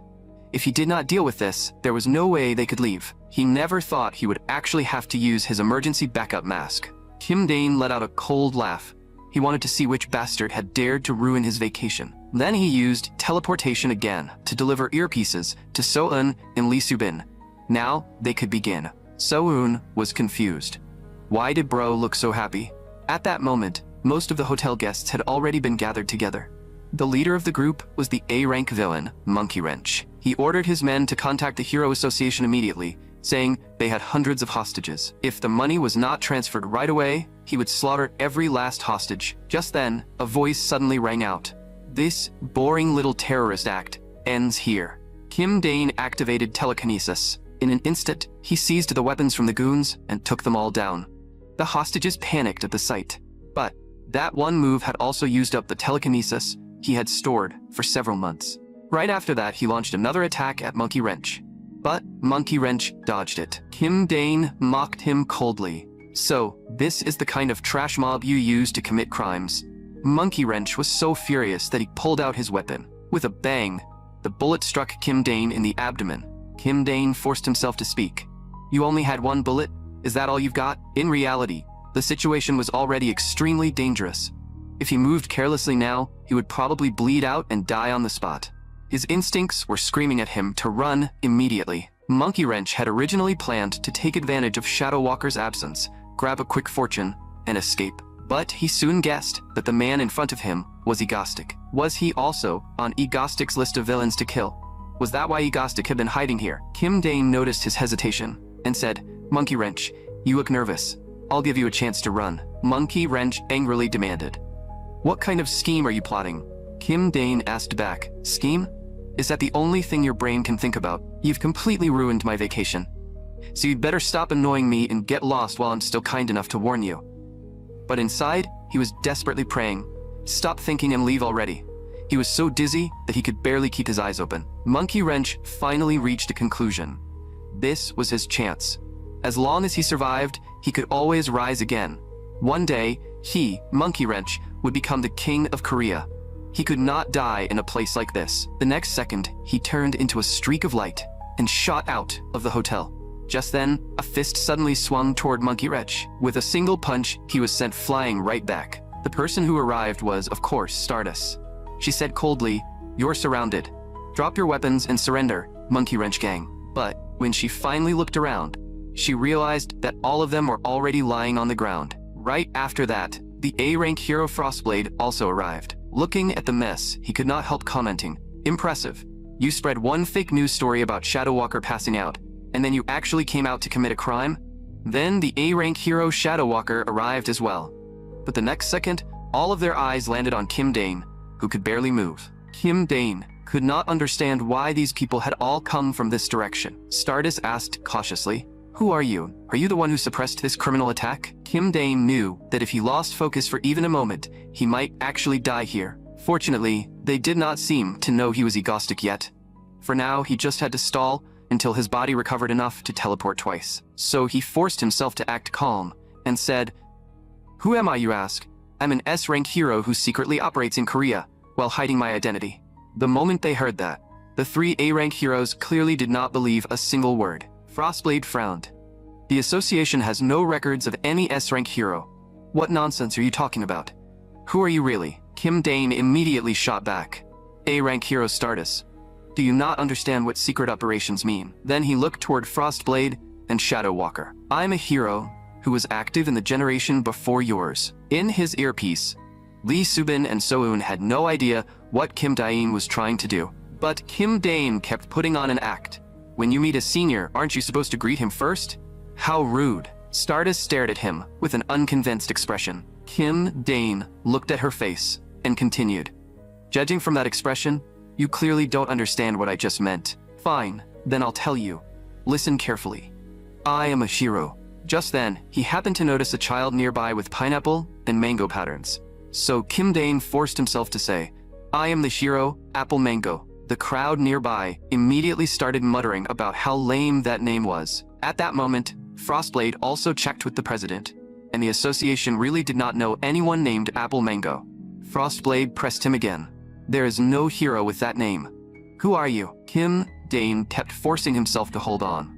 "You rude brats. I know your association president's real name used to be Park Man-chun. He only changed it to Park Junho because he thought the old name sounded too tacky. Go confirm it if you don't believe me." Everyone was shocked when they heard that. Even Kim Dane had not expected information from the original game to come in handy at a time like this. But soon, Frostblade said, "Our president says he doesn't know you." Someone in the crowd could not take it anymore and spoke up. "Heroes, that masked guy took down all the criminals here. Does it really matter that much who he is?" Kim Dane was so moved he almost cried. "Sir, you are amazing. As long as he recovered just a little more stamina, he could escape." But the same man continued, "And he controlled weapons in the air to take down those bad guys. I think he's that guy from TV, the one called Ego something." The moment Stardust heard that, she immediately looked toward Kim Dane. Kim Dane could only pray in his heart, "Sir, please stop talking." Stardust narrowed her eyes. "No wonder I thought you were suspicious from the start. We'll capture you first, then confirm your true identity." Kim Dane prayed desperately in his mind. Just a little more time, just a little. Just then, Frostblade was the first to activate his ice ability and attack Kim Dane. Shadow Walker also moved behind him in an instant. Even Stardust charged at him from the front. But at that moment, Kim Dane's body still could not move. The injured Kim Dane was surrounded and attacked by three superheroes at once. At the final moment, a little of his stamina finally returned, and he immediately used teleportation. The next second, he brought Soun and Lee Subin back to the car with him. Kim Dane immediately said, "San, delete every record of our activity here right now, including the hotel entry list and security footage. If we get exposed, we're in trouble." At this point, Kim Dane had completely run out of strength. If he teleported to a hospital, he would definitely be caught, so they had to return to the base immediately. As Lee Subin drove, she ordered Soun to take out the first aid kit and give Kim Dane emergency treatment. Soun was clearly panicking, since this was her first time dealing with something like this. Lee Subin could only urge her to hurry. Right now, they had to leave this place immediately. Back at the hotel, Frostblade could not help complaining. Seriously, it's my rare day off. Why won't these damn villains let people rest for even one day? Shadow Walker said he was going back to sleep first. Kim Chaehyun blamed herself. This only happened because I dragged you all out for a drive. But Shadow Walker replied, even without you, she would have come anyway, right, Stardust? Meanwhile, Lee Subin was driving like a maniac, flooring the accelerator until the car hit 220. The drivers nearby were all scared out of their minds. And Stardust decided that she had to investigate Egostic properly. One day, in his previous life, 19-year-old Kim Dane was reading the comic Stardust. The author tortured Stardust in every possible way, and somehow the story still ended just like that. That comic had pushed the useless protagonist formula to the absolute extreme. Before he knew it, Kim Dane fell asleep while reading. Then a brilliant light suddenly shone in the sky. Back in the recovery chamber of the secret base, Kim Dane was lying inside. Soeun stood beside him, her face filled with exhaustion. Lee Subin brought food over, but Soeun did not seem to have any appetite at all. The moment she saw Kim Dane like that, she could not stop herself from tearing up again. But just as Seolun was about to force herself to eat something, Kim Dane's weak voice suddenly sounded. My dear Soeun, you can still eat right now? Your bro is about to die. It turned out that Kim Dane had woken up. Seolun immediately burst into tears. After that, the two of them went through another round of tiny angry punches and complaints. Meanwhile, the internet began debating whether a criminal operation with no casualties could really be called a crime. Shinharu knew very well that if she had not received Agostic's call, and if he had not pushed her to step forward, she would never have been able to stop that disaster. He seemed to have known in advance that her strength had increased. But how did he know? Maybe it was just a coincidence, but the fact that she had become stronger was real. There was also another suspicious point. The villains Agostic had killed were almost all ability users who could someday cause massive disasters, no matter how she looked at it. Agostic was not a hero. But he was not a simple villain either. He was definitely playing a much bigger game. So during his next criminal operation, she had to expose his true identity. If that was the case, what was the real purpose behind Agostic's terrorist acts? And he even knew that Hero Association President Park Junho's real name was Park Manchun. Could Agostic really have been an S-rank hero in the past, who became a villain after clashing with the association? While the three of them were eating, Seoin read the online rumors aloud. The conspiracy theory that Agostic had once clashed with the Hero Association was spreading fast, and Kim Diane felt terrible listening to it. Even Lee Subin told Seon to stop bullying him for now. Seon questioned Kim Dane. So what are you planning to do now? Are you going to keep shouting that you're a villain and carry out more criminal operations? With your body like this, do you still think you can do that? Kim Dane explained that he really needed to rest now for at least 3 months. Only after hearing that did Seoun and Lee Subin finally relax. Kim Dane said, I'm going into hiding for a while. Once I disappear, the audience's interest in me will naturally fade. And during this break, we'll recruit a new member. That person was the only healing ability user in the original Stardust. If left alone, she would eventually become a balance-breaking villain. Since Kim Dane did not plan to kill her, he had no choice but to bring her over to his side. 3 months later, one day, a villain suddenly appeared, and Stardust prepared to move out. The first thing she asked was, is it Agostic? The answer was, no. That villain calls himself Low Point. No one knows what Agostic has been doing for the past 3 months. At that very moment, Kim Dane was watching Stardust fight the villain and shouting excitedly, Go, Stardust! Without question, the villain Low Point was beaten badly. After her power-up, Stardust really had become stronger. Soeun glared at him and asked, Is this really that entertaining? We need to start working. I can't stand watching you go in and out of Stardust's fan form every single day anymore. Kim Dane immediately played dumb. What are you talking about, Seoun? Seoun said coldly. Kim Dane, leader of the Stardust crew. Did you think I didn't know? I'm a hacker. Kim Dane quickly explained that it was just a little hobby. Now, their new operation was about to begin, and that operation was recruiting a new member. At that moment, somewhere else, 2 pedestrians were enjoying the scenery. A young woman passed by and deliberately bumped into one of them. On the surface, she politely apologized. But, in reality, she had already stolen the person's wallet. And a group of people had been watching her the entire time. Just then, her 13-year-old younger brother, Lee Chae-yoon, ran over. When she realized her brother was injured, she immediately used her ability to heal his wound. Then she gently said, You go home first. I'll buy you something good to eat. This girl was Lee Ha-yul, the one who would eventually become the villain ex-saint. But when she returned home, a group of people was already waiting for her. The leader sneered, "Cutie, I knew this would happen." This group was the gangster crew known as Swamp Dogs. "Didn't we tell you before? If you steal on our turf and dare to hide it from us, we'll kill you." Lee Ha-yul immediately ordered them to let her brother go. But the man mocked her. "Looks like your sister still doesn't know her place. Today we'll teach her exactly how weak she is." As he spoke, he prepared to bring the knife down, but in the next second, a powerful impact sent the blade flying. The other gang members were also struck by invisible attacks, one after another. More than a dozen weapons were already aimed at them. Lee Ha-yul took the chance to rescue her brother. Today was the 17th, and it was also Friday.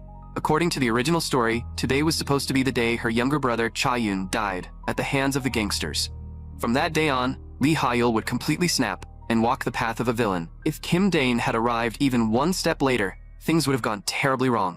Lee Ha-yul also noticed someone had arrived and quickly shielded her brother behind her. Kim Dane said, "Ha-yul, Cha-yun, hello. I'm here to pick you up." Lee Ha-yul asked warily, "Why would you come to pick us up? You're clearly a vicious villain too." Kim Dane answered, "Why else? I'm here to save you. Isn't that obvious? More importantly, it'll be troublesome if someone else shows up." But Lee Ha-yul gritted her teeth and said she would not go with him, even if it killed her. He was a villain after all. Who knew what he might do? But her younger brother Cha-yun had already run over on his own. He shouted excitedly, "Egostic, I'm actually a member of the Mango crew too." Kim Dane had not expected things to turn out like this. A while later, he brought the siblings back to the base and said to everyone, "These are our new members. Say hello." Lee Ha-yul said nervously, "Hello. My name is Lee Ha-yul, and this is my younger brother, Lee Cha-yun." So-eun also noticed that the new member was not only a healing ability user, but also a girl. After that, inside the base, Se-eun could tell that Lee Ha-yul was still extremely guarded around them. She looked exactly like Se-eun had when she first met Bro. The next second, So-eun noticed that Kim Dane was drinking straight from the bottle again. She immediately shouted, "I told you not to drink straight from the bottle." Kim Dane quickly explained, "This is my mango juice. Yours is in the fridge." Lee Ha-yul still looked extremely nervous. So, Kim Dane asked So-eun and Lee Subin to step outside for a while, saying he needed to talk to Lee Ha-yul alone. Before leaving, Se-eun playfully stuck her tongue out at him. Soon, only Kim Dane and the two siblings were left in the room. Kim Dane looked at Lee Ha-yul and said directly, "You ran away after killing the orphanage director, didn't you? I investigated it. That director had been abusing both of you. So no, I did not come looking for you by coincidence. I came to find you for a reason. I want you two to live happily here. Of course, I don't mean in this underground base. I've already installed a portal and will be moving into a big house soon. We'll live there together, and both of you will be able to go to school." Lee Ha-yul could not understand why he was being so kind to her.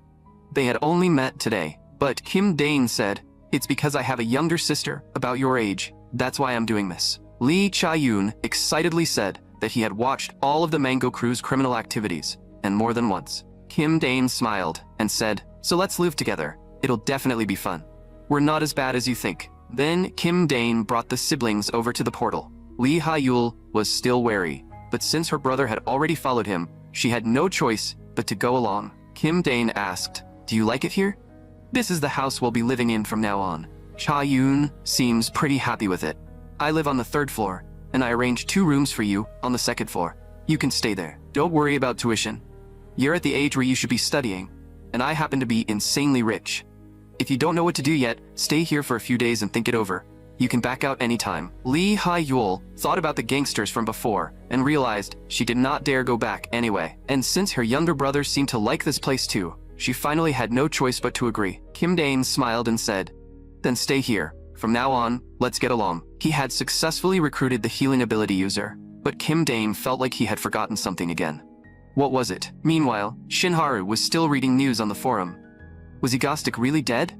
This was getting ridiculous. It had been almost 4 months. Hurry up and come back. Where did he go? Why was he not showing up? Did he really retire? Shinharu also wanted to know where Egostic was and what he was doing. At the same time, somewhere else, someone said quietly, "When Dr. Kim Sun-woo gets out of prison, we must make sure he sees this project completed with his own eyes. When that time comes, all of Korea will kneel beneath Hanun Group's feet." No one can stop us anymore. A group of mad scientists burst into wild laughter. Meanwhile, on the other side, Lee Ha-yul and Lee Soo-bin were cooking in the kitchen. Lee Ha-yul also knew that Lee Soo-bin was the criminal who had once been kidnapped by Egostic.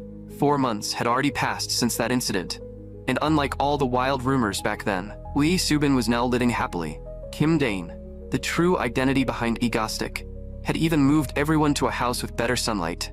Kim Dane could not help complaining. "So-un, why are you still going underground to sleep? And here I thought you used to call that place the ego base." Lee Ha-yul also knew very well that if Kim Dane ever came back injured one day, she would have to use her healing ability to help him. They were almost at the point where they needed to prepare for the black disaster created by Hanin Group. The time was nearly here. Just then, Seo-in rushed in. "Mango Stick, so you were hiding here. Let's start doing some criminal activities already. I'm dying of boredom." Kim Dane also knew that the time had come, so he gathered everyone together. Lee Ha-yul asked in confusion, "Why do we have to do criminal activities?" That question instantly stumped all 3 of them. Since she was asking why they had to commit crimes, technically, they really should give her a proper answer. Seo-in urged him, "Old man, hurry up and get to the point." Kim Dane froze on the spot. "You don't call me bro anymore? Now I'm old man?" Kim Dane looked at Lee Ha-yul and said seriously, "Ha-yul, the truth is, we're villains, so of course we have to commit crimes." Seo-in added, "But our operations absolutely do not hurt ordinary people. To maintain Egostic's image, we sometimes have to put on a show, sometimes create impossible dilemmas, and sometimes get tangled up with Stardust.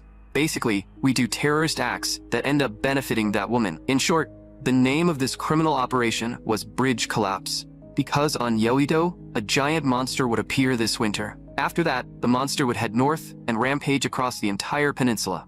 But if they destroyed the bridge in advance through a criminal operation, the monster would fall straight into the water, and that monster's weakness happened to be water. Once it fell in, it would die. That way, they could carry out a criminal operation and take down a villain at the same time. It was killing 2 birds with 1 stone in the most perfect way. Seo-in really could not understand where Kim Dane kept getting this information. Kim Dane only answered mysteriously that it was, of course, a business secret. This time, they could take down a villain and carry out a criminal operation, and it did not seem to be for Stardust either. Once Seo-in realized that, she immediately became happy and asked, "So have you decided what style we're going with this time?" Kim Dane answered, "This time, we're going with money." Not long after, the live stream started again, and the comments instantly exploded with cheers. "Mango Stick is back," Kim Dane announced to the camera. "I, Egostic, have returned.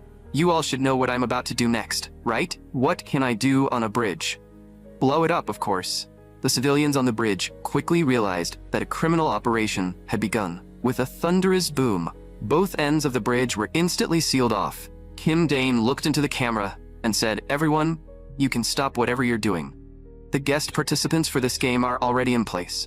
The players in this game are all the good citizens across the nation watching this live stream. In other words, all of you. The method is simple. Send your account number to the website shown in the video, and you will immediately receive 100,000 won. This event ends at 7 o'clock tonight. But if more than 500,000 people take the money, I will blow up this bridge and everyone trapped on it. Now, make your choice. Free 100,000 won, or this bridge gets blown up." The nationwide choice between 100,000 won and the bridge officially began. Finally, Kim Dane added one more line on purpose. "And Stardust, you don't need to come today. Get some rest." The comments immediately started teasing him. "My woman is mine to protect." Mango Stick, the sweetheart villain, making sure Stardust gets her rest.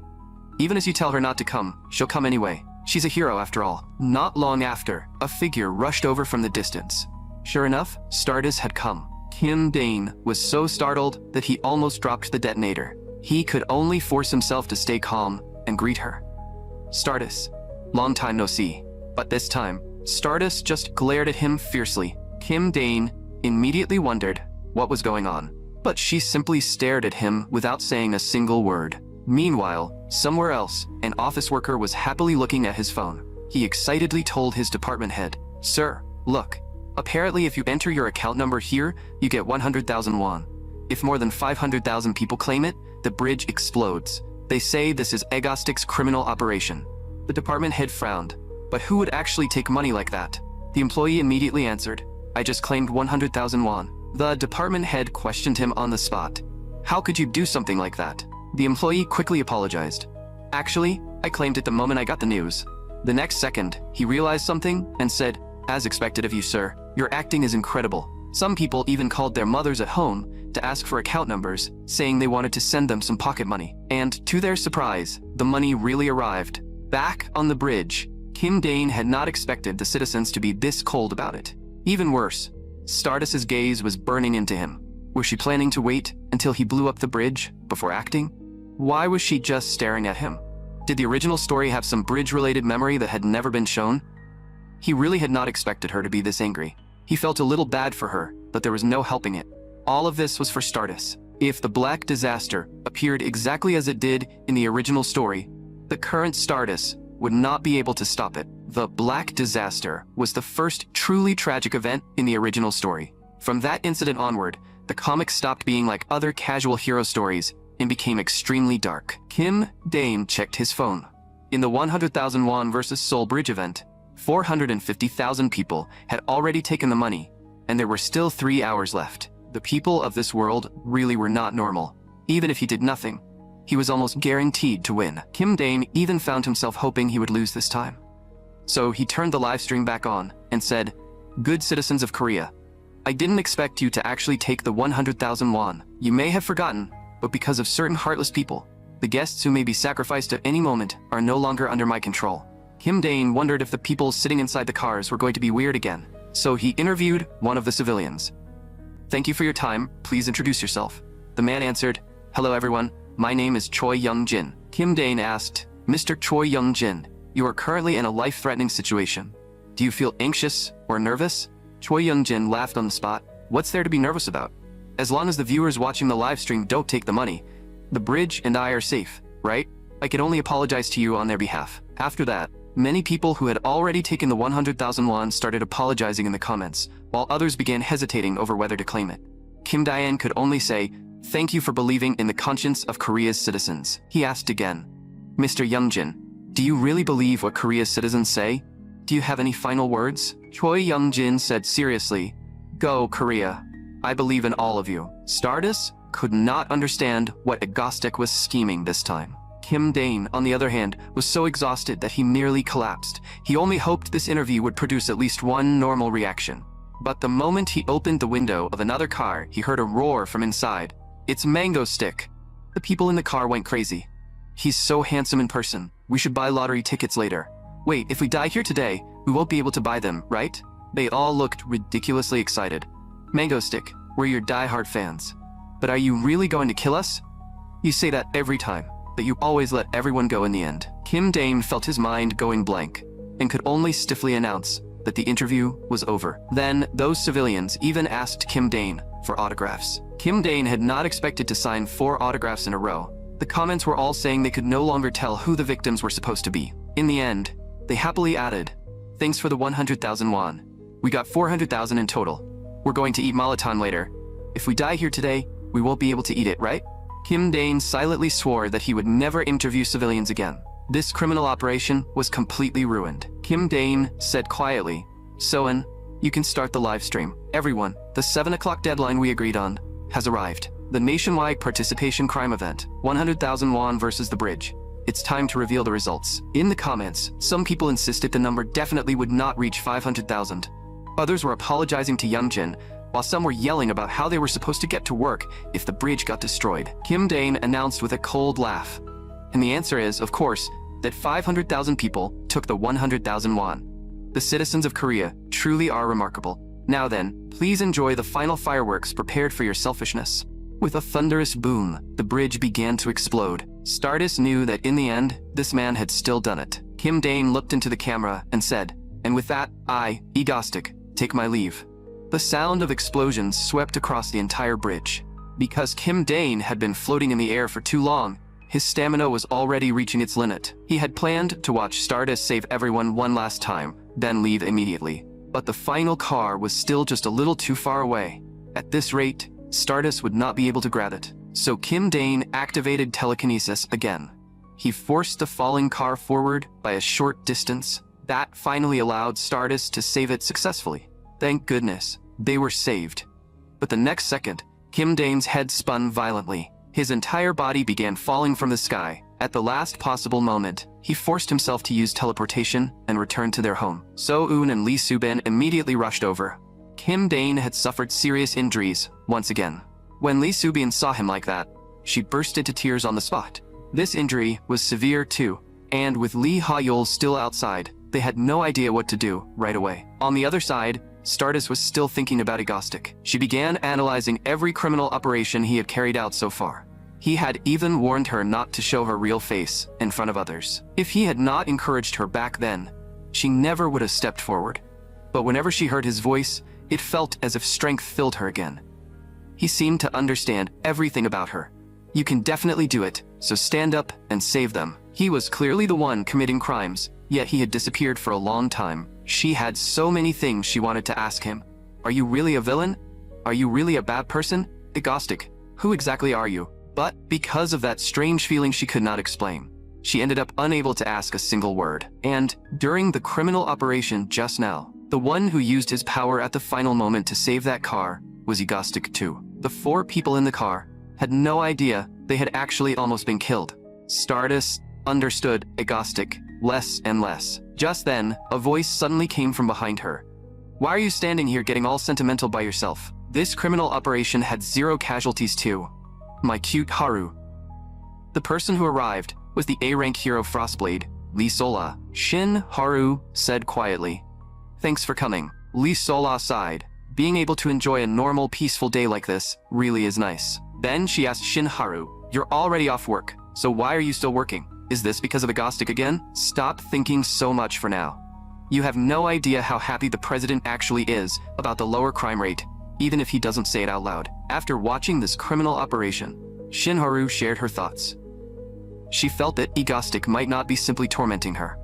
He might not even be a bad person. Meanwhile, on the other side, Kim Dane was still lying inside the recovery chamber, and Lee Ha-yeol came to see him. She was wondering whether helping this man was really the right choice.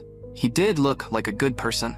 But what if one day he became like those people and started coveting her ability? This man knew nothing about her, yet he had still saved both her and Cha-yun. After struggling with the decision, Lee Ha-yeol ultimately chose to help Kim Dane.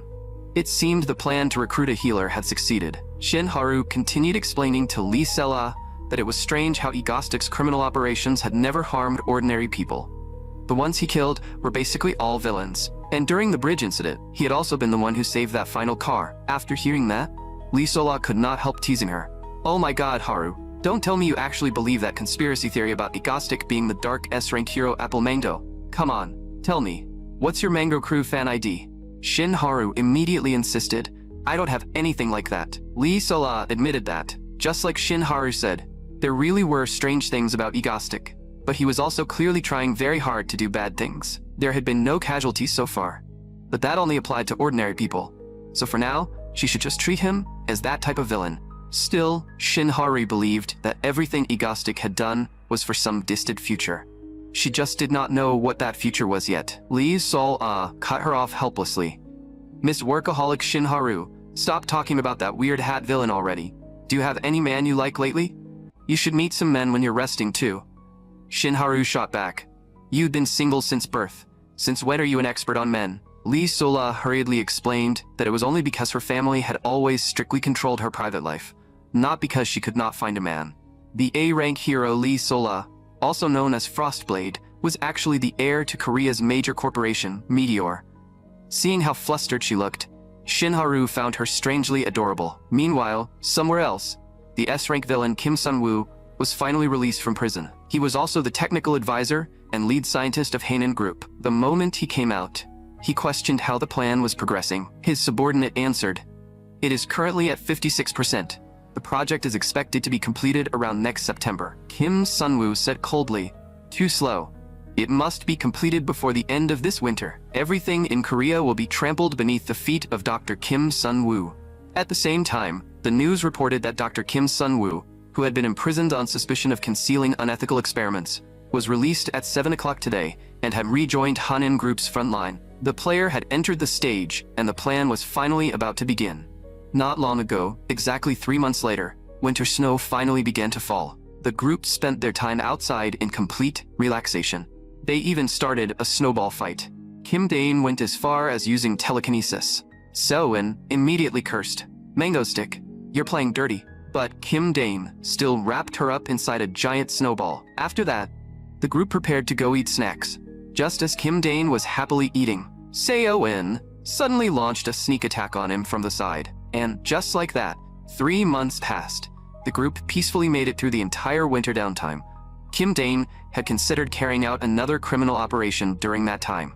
But the current Stardust was already stronger than she had been at this point in the original story, so there was no need to keep pushing her growth for now. Another thing had changed as well. At some point, Haeul's expression had become much brighter.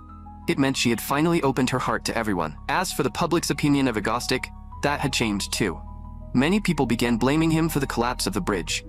Because of that incident, Agostic's image finally fell completely into the gutter. The people who had taken the money also pushed all of their moral responsibility onto Agostic. They claimed that everything happened because Agostic had created those bizarre conditions, causing the criminal operation in the first place.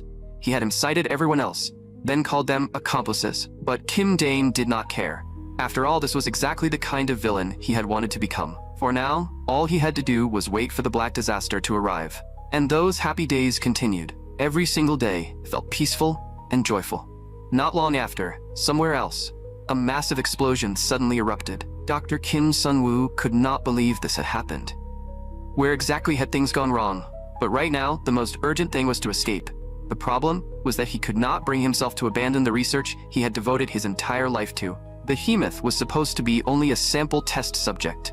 How did it develop self-awareness? Meanwhile, the Hero Association also received an emergency report. Stardust immediately rushed over. A terrifying monster had appeared out of nowhere, putting civilians in danger. And that monster was charging straight toward the city. Stardust prepared to deploy immediately, but the president told her to calm down. How is she supposed to handle a monster that huge by herself? Stardust replied, "Even if there's no way, I still have to find one. President, you can just sit there and eat popcorn while watching." But to everyone's surprise, the very next second, something went wrong with the monster on its own. With one huge leap, it jumped straight into the sea and died on the spot. For a moment, neither of them could process what had just happened. The president could only tell Stardust to submit a report tomorrow. And at that moment, Kim Dane was eating popcorn while watching the whole show. Poor Shinharu was still stuck writing the report. That night, Kim Dane started browsing the forum. Everyone was discussing the same question. Was Agostic really still a villain? The life form known as the Black Disaster already seemed to possess a certain level of intelligence. If it gained full intelligence, it might even evolve in another direction. If that happened, even 2 or 3 S-rank heroes together could end up fighting it for an entire day. And even then, their odds of winning would not be high. If the Black Disaster fully gained intelligence during that time and learned to avoid its weakness, water, then every hero in Korea could end up dead. Beneath the post, over 1,000 people were already praising Mango Stick. Shinharu finally understood. So that was it. If Agostic had not destroyed the bridge in advance, Korea really might not have had anyone capable of stopping that monster. But no matter what, he was still a villain. The next day, the news reported that, according to the investigation, the experiment conducted by Hanwha Group, one of the country's leading corporations, had caused the Black Disaster incident. The revelation sent shockwaves across the nation. Hanwha Group went bankrupt overnight, and now not a single person in charge could be found. The chairman of Hanwha Group, Dr. Kim Sun-woo, the chief director of the Black Disaster experiment, and the related researchers had all mysteriously disappeared. Kim Dane and the others were watching the news as well. Lee Ha-yul said coldly that those people deserved it. So-eun went even further, saying they should kill every last one of the people who escaped, dig up their graves, whip their corpses, and wipe out 3 generations of their families. But Kim Dane told them that before long, those people would crawl back out on their own. More importantly, he told everyone to come over after dinner. So-eun immediately guessed that he was planning something again. Then Kim Dane took out a map. This was the underground laboratory of Hanwha Group, and inside it, there was something extremely powerful.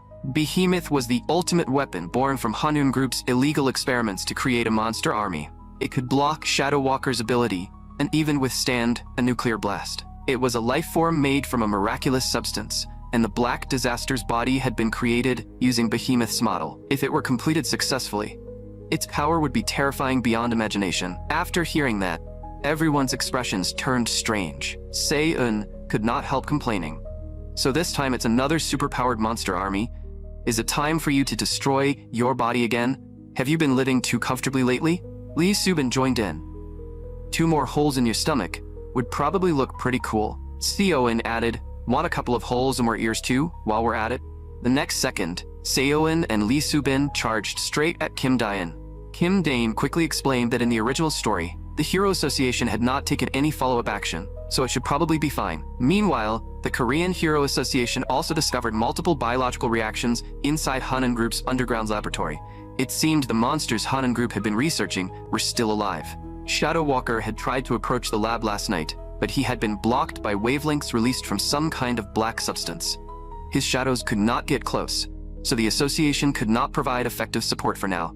The president asked, "Are you still going, Stardust?" Stardust still chose to go. The operation to explore Hanan Group's underground laboratory officially began. Outside, Kim Dain was also ready to move.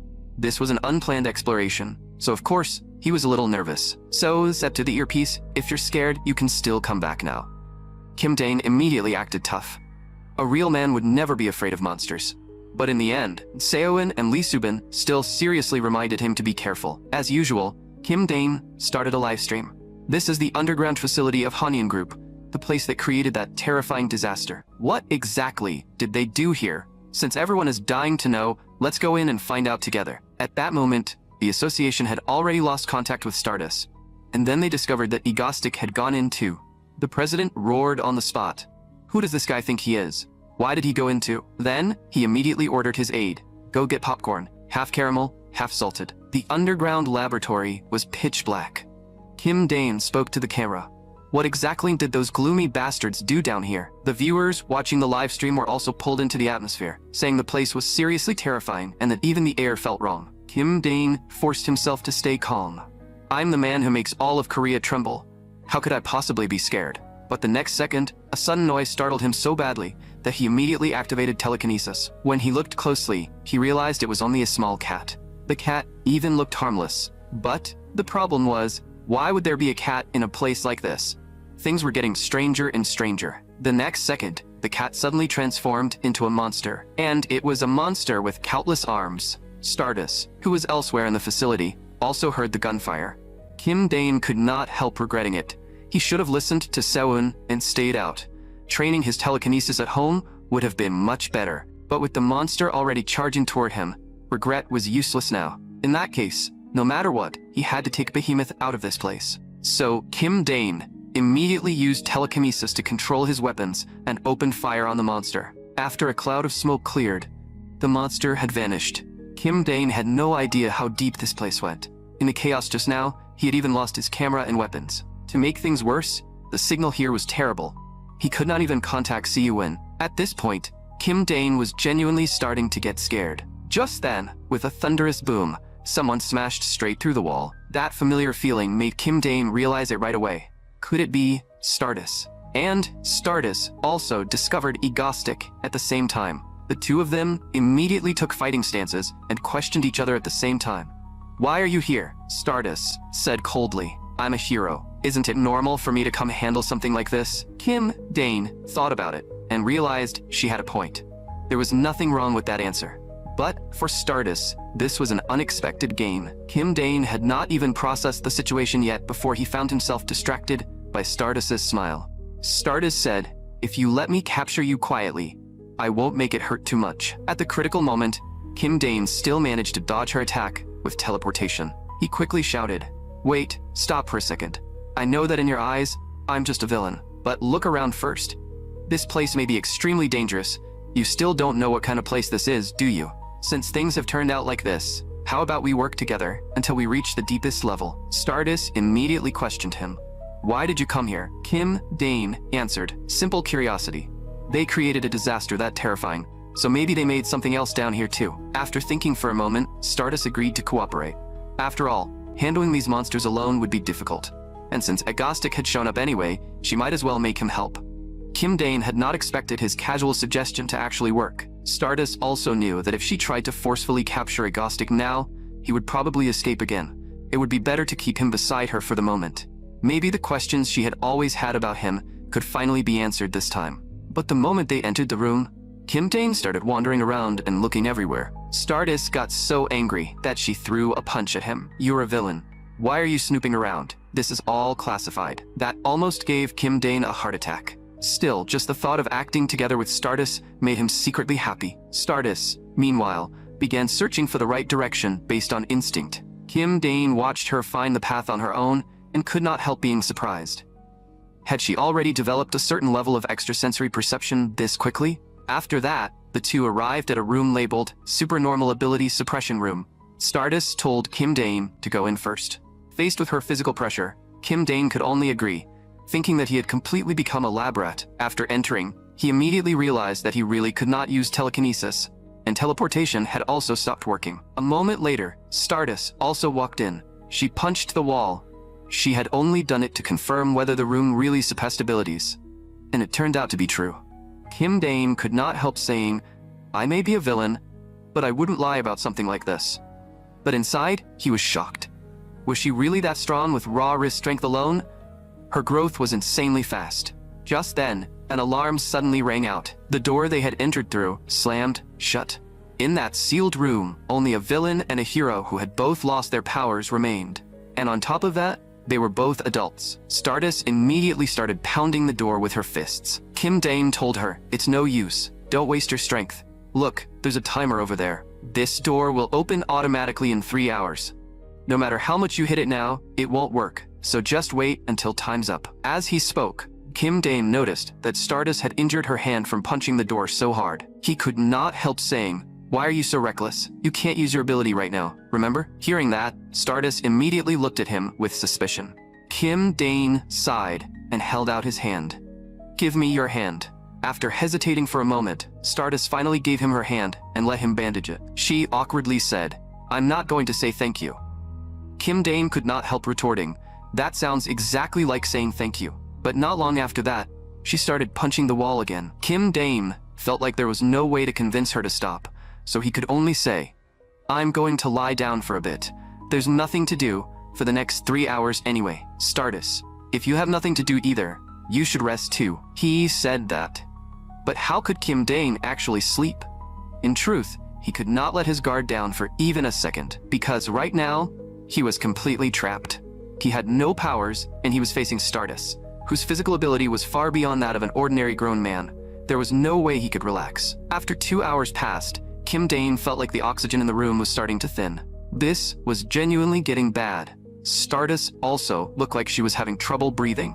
Covering her face, she suddenly asked, "During the bridge incident, that car, was that you?" Kim Dane's heart sank. So she had noticed. Stardust asked again, "Were you the one who stopped that car?" Kim Dane pretended not to understand. "I'm just a villain who doesn't know how to stop. Since I've always been running forward." "I don't know what you mean," Stardust continued. "Then what about the plane? Why the plane?" Kim Dane panicked so badly that for a moment he had no idea how to explain. He could only say, "I told you before, didn't I? I'm the villain and you're the hero. Your existence is what makes me complete. That is the kind of relationship we have. Is it strange for a hero to save people? Not strange at all." After hearing that answer, Stardust did not respond right away. Kim Dane knew he had sounded a little exaggerated because he had panicked. But he could blame all of that on the lack of oxygen. Stardust asked again, "Then why did you destroy the bridge? Did you already know the monster would appear? Did you also know that the monster would head toward the bridge?" Kim Dane immediately shot back, "Stardust, why are you believing those ridiculous conspiracy theories online?" I was surprised too, that was only a coincidence. But Stardust's expression did not change at all. Kim Dane felt his nerves tighten. What did that look mean? Was she testing him? Had he missed something just now? The bridge, the plane, the black disaster. Stardust was not believing the conspiracy theory. What she truly suspected was that he might not be a simple villain. Through her encounters with him, she had started questioning all of his previous terrorist attacks. This was probably a hero's intuition. If he failed to explain this properly, he would only make things worse and deepen her suspicions. It looked like he had no choice but to tackle it head-on. Kim Dane suddenly burst into laughter. "That's right. I knew that monster would come. Everything was prepared in advance to deal with that monster." "So what?" Stardust immediately asked. "How did you know? Do you really have some kind of precognition?" Kim Dane answered, "The answer is hacking. Korea's entire network is in the palm of my hand. So is it really strange that I knew Hanan Group's secret information?" But Stardust still felt something was off and asked, "Then why do you protect ordinary people? Aren't you a villain?" Kim Dane sneered, "Because I don't want anyone stealing my spotlight. When a monster appears, I stop it. If ordinary people suffer too much, no one will care about me anymore. Everything I do is just to make sure people keep paying attention to me. If not for that, I wouldn't care whether ordinary people lived or died. What does that have to do with you? Do you understand now?" After hearing that answer, Stardust stood up. Then, she walked toward Kim Dane, and there was a strange expression on her face. Kim Dane thought something was about to happen, but Stardust only told him to move aside because the 3 hours were finally up. Once her powers returned, Stardust smashed the door open with a single punch. The two of them continued moving through the laboratory. On a machine nearby, there was a warning. Temporary designation, teleporter. Notes: target may escape using teleportation. Maintain A-rank protection at all times. Target likes attacking from behind. Beware of model mantis. Kim Dane finally realized that these people had even developed a teleportation type ability user. Could this be Behemoth Prototype 0? This was the experimental chamber where the Black Disaster had once been kept. It must have broken out from here. This annoying underground laboratory exploration had pretty much reached its end. There was nothing else worth seeing. Stardust thought that if this was only a prototype, then the real body might still be hidden somewhere. Her intuition was so sharp that Kim Dane could only go along with it and say, "Then let's go check over there." But Stardust insisted on going the other way. Soon, the two arrived at their destination. Kim Dane recognized it at once. This was Behemoth. Right after that, Stardust walked over to the side and began checking the related documents. She left Kim Dane beside Behemoth just like that. They were only temporarily working together, and he had just desperately tried to prove he was a proper villain. But she was way too relaxed. Why did she keep turning her back to him so easily? That hurt Kim Dane's pride as a villain a little. It seemed words alone were not enough. He had to show her directly. So, Kim Dane picked up the experimental Behemoth. Stardust immediately turned around and questioned him. "What are you doing?" Kim Dane answered. "What else?" "Betraying you, of course." Stardust was so angry that she could not speak for a moment. In the original story, there had been a scene where Dr. Kim Sun-woo used Behemoth to fight Stardust. In other words, this thing could definitely be controlled. Stardust charged at him at full power and shouted, "I'll beat you within an inch of your life."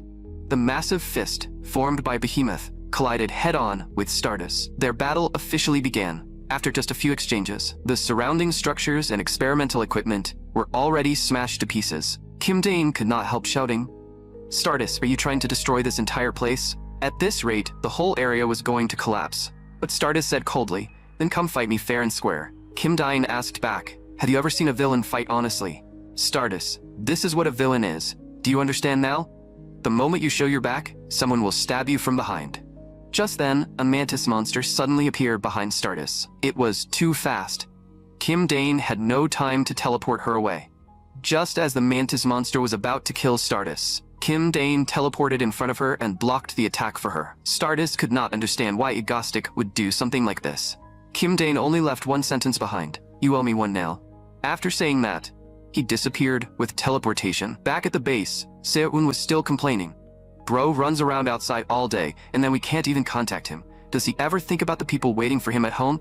I'm getting wrinkles just from waiting." Just then, with a loud clatter, Seo-eun immediately realized that Kim Dane seemed to be back. She was about to complain. "Bro, why did you take so long? We suddenly couldn't reach you at all." Lee Subin and Lee Ha-yul also heard her scream. When they rushed over, they found Kim Dane collapsed there, covered in blood. Lee Subin could not process the situation at all. The only things in her mind were the first aid kit and calling an ambulance, while Seo-eun had no idea what to do, because this time, Kim Dane had lost far too much blood. Lee Ha-yul immediately told Seo-eun to move aside. Then, she activated her healing ability. As a wave of light flashed, Kim Dane's wounds finally began to recover. Meanwhile, Stardust, who remained at the scene, saw the blood he had left behind. The amount of blood loss was far too much. She understood him even less now. Why had he saved her again? "Egostic, who exactly are you?" After Lee Ha-yul used her healing ability to save Kim Dane, Seo-eun and Lee Subin immediately handcuffed him. They were afraid he would keep causing trouble. Kim Dane felt like even his last bit of dignity was gone. Then, Lee Ha-yul and her younger brother prepared to leave for school. Before leaving, she apologized to Kim Dane for hiding her healing ability all this time. Kim Dane did not mind at all. Instead, he thanked her for saving him. He smiled and said, "Have a great first day of high school." After they left, Soin immediately warned Kim Dane, "Bro, if you dare say you're going out, I'll never forgive you." Then she looked at the round object nearby and asked in confusion, "What is this thing you brought back? It's kind of heavy." Kim Dane casually said, "Soin, that's a stress relief stone. It's for relaxing, so give it to me." Soin immediately retorted, "How is something this round supposed to relieve stress?" Kim Dane raised his hand and pulled the sphere over, then whispered, "Behemoth, wake up." Seon and Lee Subin were terrified when they saw that, because the handcuffs on Kim Dane's wrists were instantly broken apart. The next second, countless tentacles reached towards Seon and Lee Subin. The tentacles tied them up and hung them in midair. Kim Dane asked if they knew what they had done wrong, and the two were so scared that they immediately swore they would never do it again. Meanwhile, Shin Haru was tossing and turning on the other side, unable to fall asleep, because Egostic's figure kept appearing in her mind. Egostic should be fine, right? That state continued for an entire month, and even then, she remained the same. Kim Chae-hyun could not help asking her, "Haru, why have you been spacing out so much lately? Is something bothering you? There has to be something. Come on, tell your big sister." After hesitating for a moment, Shin Haru asked, "If a villain saves a hero, what does that mean?" Kim Chae-hyun looked confused. "What are you talking about? If a villain saves a hero?" Shin Haru quickly explained, "I recently read a novel, and it had a story like that." But Kim Chae-hyun said, "Actually, I've been hooked on a novel lately too. It sounds kind of similar to what you're talking about. Want to take a look?" The title was The Forbidden Love Between the Villain Egostic and the Hero Stardust. The moment Shin Haru saw that story, she dropped her head onto the desk in despair. But even then, she could not stop wondering if he was really okay. Could that man have actually died like that? No, that was impossible, right? A scheming guy like him should not die that easily. He was the man who had played all of Korea in the palm of his hand. He should still be alive and well, right? Then when would his next criminal operation happen? At that moment, Kim Dane had also finally made a decision. For now, he would stop personally carrying out criminal operations, because he wanted to rest for a while. Seon thought he might as well stop forever. But Kim Dane said he was only temporarily stepping back. Someone else would act in his place. Seon had no idea what he meant. Kim Dane understood that he could not always stay at the front. Until now, he had been the strongest fighter in the team, so he had been the most suitable person to appear personally. But now they had Behemoth, and Behemoth could easily hold Stardust back. To prepare a new trial for Stardust, he needed a powerful helper, and he needed to prepare a new opponent for her. In other words, a new team member was about to arrive. Not long after, somewhere else, a man was confessing with deep emotion. "Seihi, I love you. This pure white bouquet represents my heart. Please accept it." Kim Dane, who had read the original story thoroughly, knew this was the scene he had been waiting for. But the woman said coldly, "Customer, you'd better get lost. I'm under a lot of stress right now. Were you seriously joking around in someone else's sacred workplace?"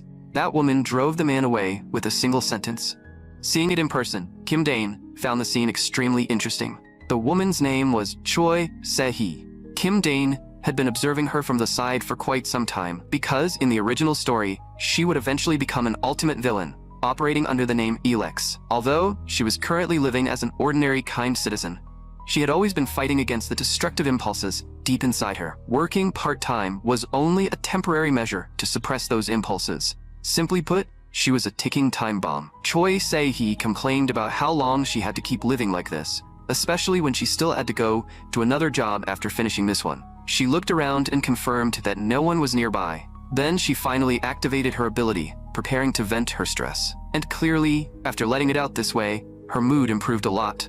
Just then, a voice suddenly sounded, "Beautiful." Choi Se-hee immediately recognized the person who had arrived. It was Egostic. Kim Dane said, "I've been looking for someone like you for a long time. Choi Se-hee, how would you like to use your ability to help me carry out criminal operations?" The moment she heard the words criminal operations, Choi Se-hee cursed him as a lunatic. But Kim Dane said, "In your eyes, are all superpowered people villains? Try attacking me. Let me see how far your power goes." After Choi Se-hee refused, the two of them soon began fighting. Kim Dane also used Behemoth's power. For the first time, Choi Se-hee went all out and fully released her power. But attacks at that level could not even reach Kim Dane, and yet This was exactly the feeling Choi Se-hee wanted. That sense of release made her incredibly excited, and just as she was about to enjoy a real fight, Kim Dane said, "My recruitment offer is valid for 1 week." Choi Se-hee, think it over carefully during that time. After saying that, Kim Dane disappeared with teleportation. Choi Se-hee wanted to do something, but there was no way to stop him in time. Still, that feeling just now had been absolutely incredible. Not long after, on the other side, Kim Dane stared at the result in disbelief. So-eun said regretfully, "What a shame, Dane. This is the end of the line for you." Kim Dane protested on the spot. "Han Se-eun, how could you do this? I worked so hard to raise you." Se-eun burst into laughter. "Goodbye, bro." Lee Soo-bin could not help speaking up. "Please let him off just this once. Bro is about to go bankrupt." But Se-eun showed no mercy. "Stop talking and go wash the dishes. The dishes for a family of 5, 3 days worth, are waiting right there." Kim Dane could only sigh. He had really raised a little tiger. Se-eun then asked, "Bro, aren't you supposed to be recruiting a new member? It's already been 3 days. Is it really okay for you to keep playing around like this?" Kim Dane answered calmly. By now, she should have taken the bait. At that moment, Choi Se-hee was completely exhausted. Even the manager nearby noticed something was wrong and told her to go outside and rest for a while. So Choi Se-hee went outside and started checking her phone. Since everyone kept shouting mango, she became curious about what kind of person that was. The news headline clearly read, "Korea's most influential villain, ranked number 1, Egostic." Egostic, the only villain with his own fan club. He was even more popular than most heroes. Only then did Choi Se-hee realize that the man was actually a major figure. Apparently, Egostic's criminal operations were not truly criminal in the usual sense. Aside from property damage, every incident had ended with 0 casualties. Choi Se-hee thought maybe she really could give it a try. Choi Se-hee was an electric ability user. Surprisingly, before meeting Egostic, she had never once fully used her ability. Because her parents hated superpowered people, they had always strictly controlled her power. She was like an overcharged battery, unable to release the excess electricity inside her. The pressure continued to build, and over time, Choi Se-hee's destructive instinct turned into a strange obsession. That was why Kim Dane had given her a recruitment offer with a 1-week deadline. He wanted her to think it through properly during that time, and so, the days passed one by one. Every day, Choi Se-hee endured it. Every day, she suppressed her ability. A week passed quickly. That night, while Choi Se-hee was walking home, she suddenly heard a small sound nearby. She immediately shouted with excitement, "Egostic, what took you so long?" But when she turned around, she realized it was only a cat. In the end, she had gotten excited for nothing. Just then, the real voice came from behind her. "So, Choi Se-hee, have you considered my previous offer?" Choi Se-hee answered immediately, "I'm willing. I'm very willing. No matter what you ask me to do, I'll do it. Criminal operations, anything. I'll do it all. Please just hurry up and let me destroy something." Kim Dane immediately activated teleportation. The next second, he brought Choi Se-hee back to the secret base. Kim Dane said to everyone, "Come on, say hello. She's our new member, Choi Se-hee." Lee Soo-bin and Lee Ha-yul both greeted her. Se-eun could not help complaining. "What? Another woman?" Egostic also took off his mask and said, "My name is Kim Dane." Choi Se-hee recognized him at once. "Aren't you the handsome guy who came to our cafe last week?" The moment she realized it, her face instantly turned red. Because she was too embarrassed, she accidentally activated her ability. As a result, the entire base immediately lost power. In the darkness, someone could not help shouting, "Can someone turn on the lights?" The screen went black. Someone else complained, "It's all because of the electricity she released." Did everyone feel that? My whole body went numb. That was honestly amazing. Just then, a beam of light suddenly appeared and illuminated everyone. And that light happened to shine directly on Choi Se-hee's face. A child complained, "What are all of you doing? I need to do my homework. Can someone turn on the lights?" The child speaking was Lee Ha-yul's younger brother, Lee Cha-yoon. Meanwhile, somewhere else, there was also someone who was very curious. Where exactly was Mango Stick right now? And what was he doing? On the forum, everyone was guessing when Egostic would return. One post even read, "If you want to see mangoes sooner, hit recommend. Mango Stick vs. Apple Mango, the true hero of this era." This was Egostic's official fan club. A system message popped up. "Congratulations, you have been promoted to a Mango crew member." Shin Haru had no idea how she had ended up like this. She remembered what Frostblade had said before. "Haru, did you register on Mango Stick's fan forum? What an outstanding number." Thinking about that, she could only force herself to sleep first. But the next second, She remembered the moment Agostic had blocked that attack for her. You owe me one now. Even while trying to sleep, she could not stop thinking about him. Back at the base, because Choi Se-hee had accidentally caused a blackout by activating her ability, she kept apologizing and saying it was all her fault. Seo-in said it was fine. Since she was free anyway, she could fix the wiring while she was at it. Kim Dane patted Choi Se-hee on the shoulder. Miss Se-hee, let's go somewhere together. So he brought Choi Se-hee to a quiet place. There's no one here right now. It's just the two of us. Choi Se-hee asked in confusion.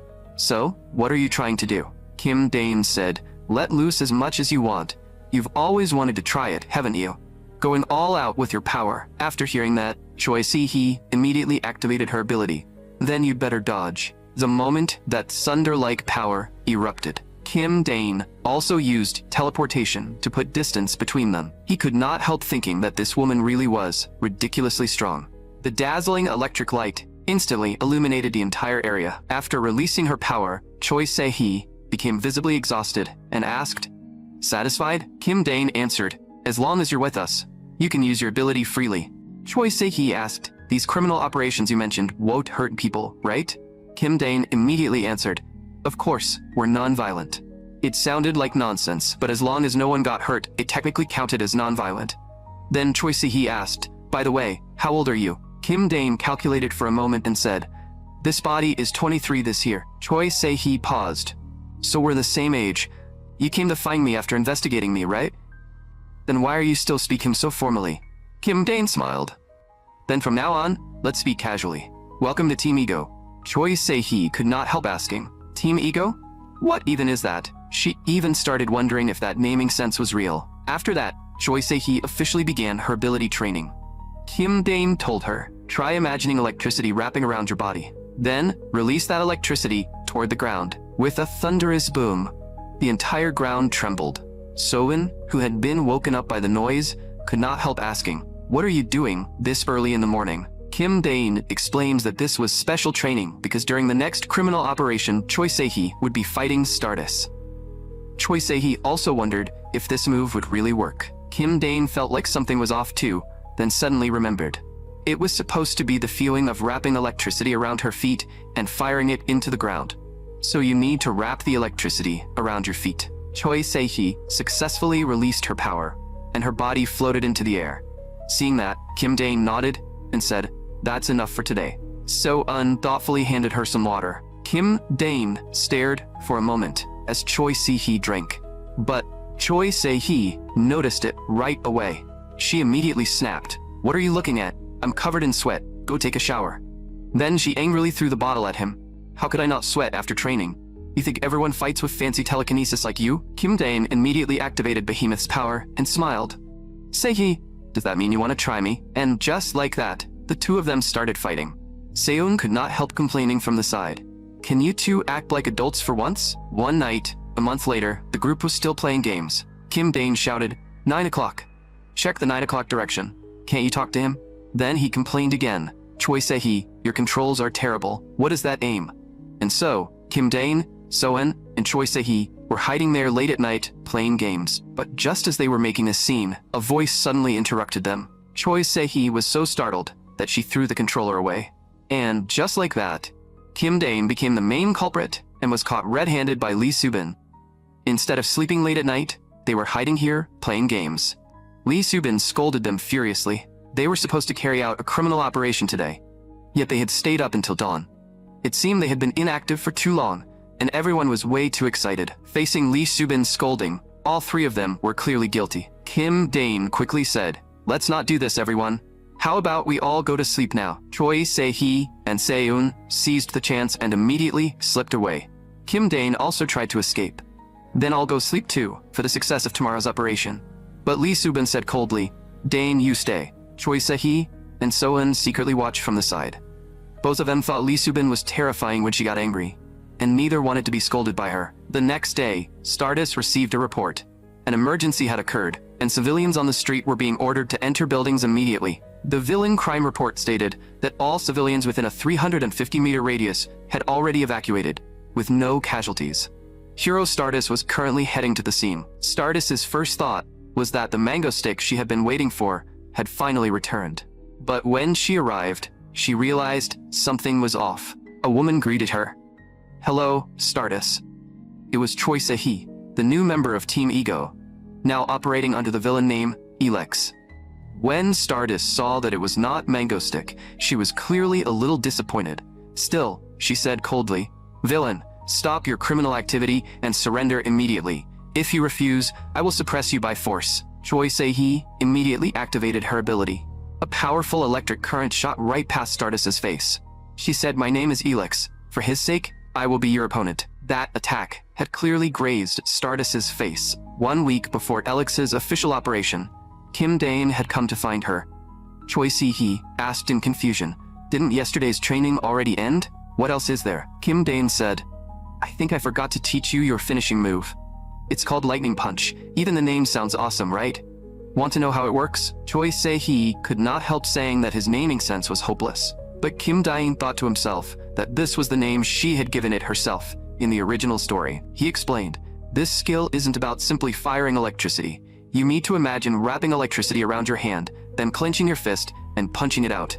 After that, you take it one step further and charge the electricity to its limit. Finally, you concentrate all that power into your fist." Of course, Choi Se-hee was already doing exactly that. She threw a punch, and the air immediately crackled with electricity. A deep, flame-scorched trench was carved into the ground. Kim Dane said with satisfaction, "How about that? This is Lightning Punch. Pretty strong, right? There's still 1 week until the official operation, so focus on practicing this." Choi Se-hee asked, "You want me to use that on Stardust? Why are you doing that to her? That's harsh." Kim Dane said seriously, "Because I'm a villain with a tragic backstory." Choi Se-hee could not help retorting, "What are you even talking about? You sound like an idiot." Then came the day of the official criminal operation. Elex sneered, "Is this all an A-rank hero can do these days?" Choi Se-hee's attacks forced Stardust to keep dodging, and the two could not properly clash head-on. Meanwhile, someone was watching their battle from a distance. Kim Dane was watching from the safest front row spot, like he had a VIP seat, and he even had popcorn. It was a free performance staged just for him. The electric current was extremely painful for Stardust. But if she wanted to get close to Elex, she had no choice but to endure it. Choi Se-hee also realized what Stardust was trying to do. She was forcing her way through the electric barrier, so Se-hee immediately increased the output of her super electricity. The surrounding buildings were overloaded by the current and began exploding one after another. For a moment, Choi Se-hee thought this hero might be easier to handle than she had expected. But in the next second, Stardust not only withstood the attack, she even forcibly dispersed the electric current. That sight completely shocked Choi Se-hee. She hurriedly controlled the electricity to create distance, wondering if this person was basically a monster. Had Egostic really been dealing with someone like this the entire time? Stardust was slowly beginning to adapt to Elex's attacks, and that was exactly why Kim Dane had worked so hard to strengthen Se-hee. His goal was to improve Stardust's durability. Compared with the brutal experiences she went through in the original story, this trial might not even be worth mentioning. Choi Se-hee continued trying to attack with electricity, but the effects were already getting weaker. Stardust said coldly, "Your name is Elex, right? It's not too late to surrender. If you do, I can arrest you without hurting you." Choi Se-hee shouted, "Get lost. You asked for this." The next second, Stardust shot forward like a streak of light. Choi Se-hee also gathered the last of her strength. Their fists collided head-on. With a thunderous boom, shattered stones and the shockwaves from both powers exploded in every direction. Kim Dane also used teleportation at that moment. He appeared behind the battlefield. Then, he opened the projector to check how the fight was going. The camera footage was still very clear. Stardust was almost completely unharmed, and a deep groove had been carved into the ground. Choi Se-hee, on the other hand, had injured her arm in that last clash. Stardust immediately asked, "The him you mentioned just now, who are you talking about? Is someone behind you?" Choi Se-hee sneered, "Do you think I'll tell you?" But Stardust replied calmly, "That's fine. I can take my time listening later." Just then, a flash of light appeared, and Choi Se-hee vanished from the spot. The moment Stardust saw that familiar teleportation, she immediately guessed who had arrived. The next second, that familiar voice rang out. "Hello, Stardust. Of course it's me. I am Egostic. It's been a long time." Kim Dane had even started the live stream. The comments instantly exploded, all chanting Egostic's name. Some viewers who had just joined were already asking who that cool-looking woman was. Then the comments immediately went off track.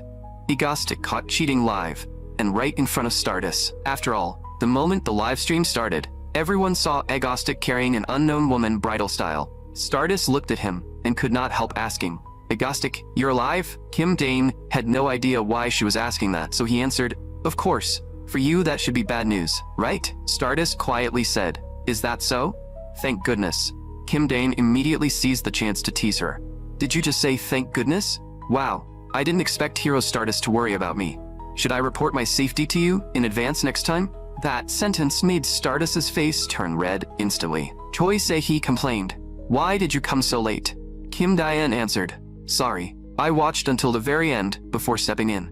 Only then did Stardust realize that Egoistic was still holding a woman in his arms. Kim Dane also finally noticed that the atmosphere felt wrong, because right now, Stardust looked terrifying, and she was walking toward him step by step.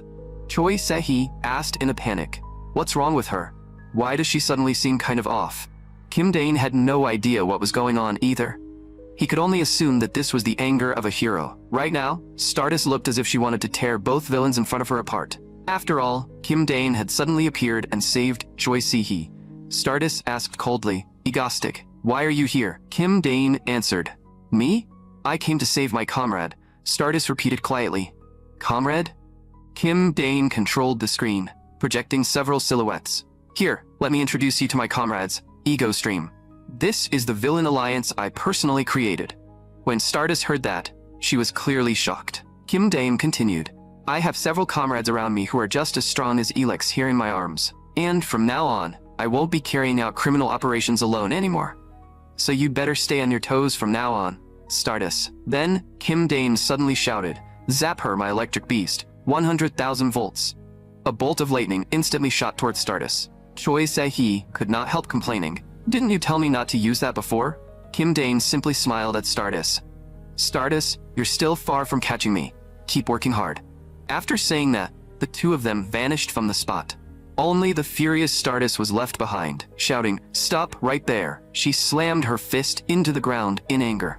For some reason, a strong feeling of irritation welled up inside her. Whenever she thought about how Elix and Egoistic were acting so lovey-dovey just now, her mind could not stop imagining all kinds of strange conversations between them. Stardust gritted her teeth and thought that the next time they met, she was definitely going to take him down. Meanwhile, Kim Dane had arrived somewhere else. He struck the ground with his fist. Then, with another teleportation, he arrived underground. After checking his surroundings, he confirmed that he had come to the right place. The 30th floor of the endless staircase. A false wall on the right, the classical corridor, and candles burning with green flames. And there stood a massive obsidian door. A voice came from inside. "Hello. This is our first time meeting. What brings you here?" The one speaking was the Vine Witch. Kim Dane said, "I came here to ask you to use sealing magic to seal 2 of my diaries. One is a diary that records detailed logs about this world, and the other records the future. Also, the box contains your payment for the sealing." The witch opened the box and looked inside. She praised the beautiful stones, agreed to his request, and asked how long the seal should last. Kim Dane answered, "Both of them, until the day I die." The witch let out a soft sigh. Then she began casting magic to seal the 2 books. Kim Dane quietly watched the scene unfold. The witch said, "From now on, no one except the owner can see what is written inside." Kim Dane thanked her. "Witch, thank you." Watching him walk away, the witch reminded him, "You are walking a very difficult path.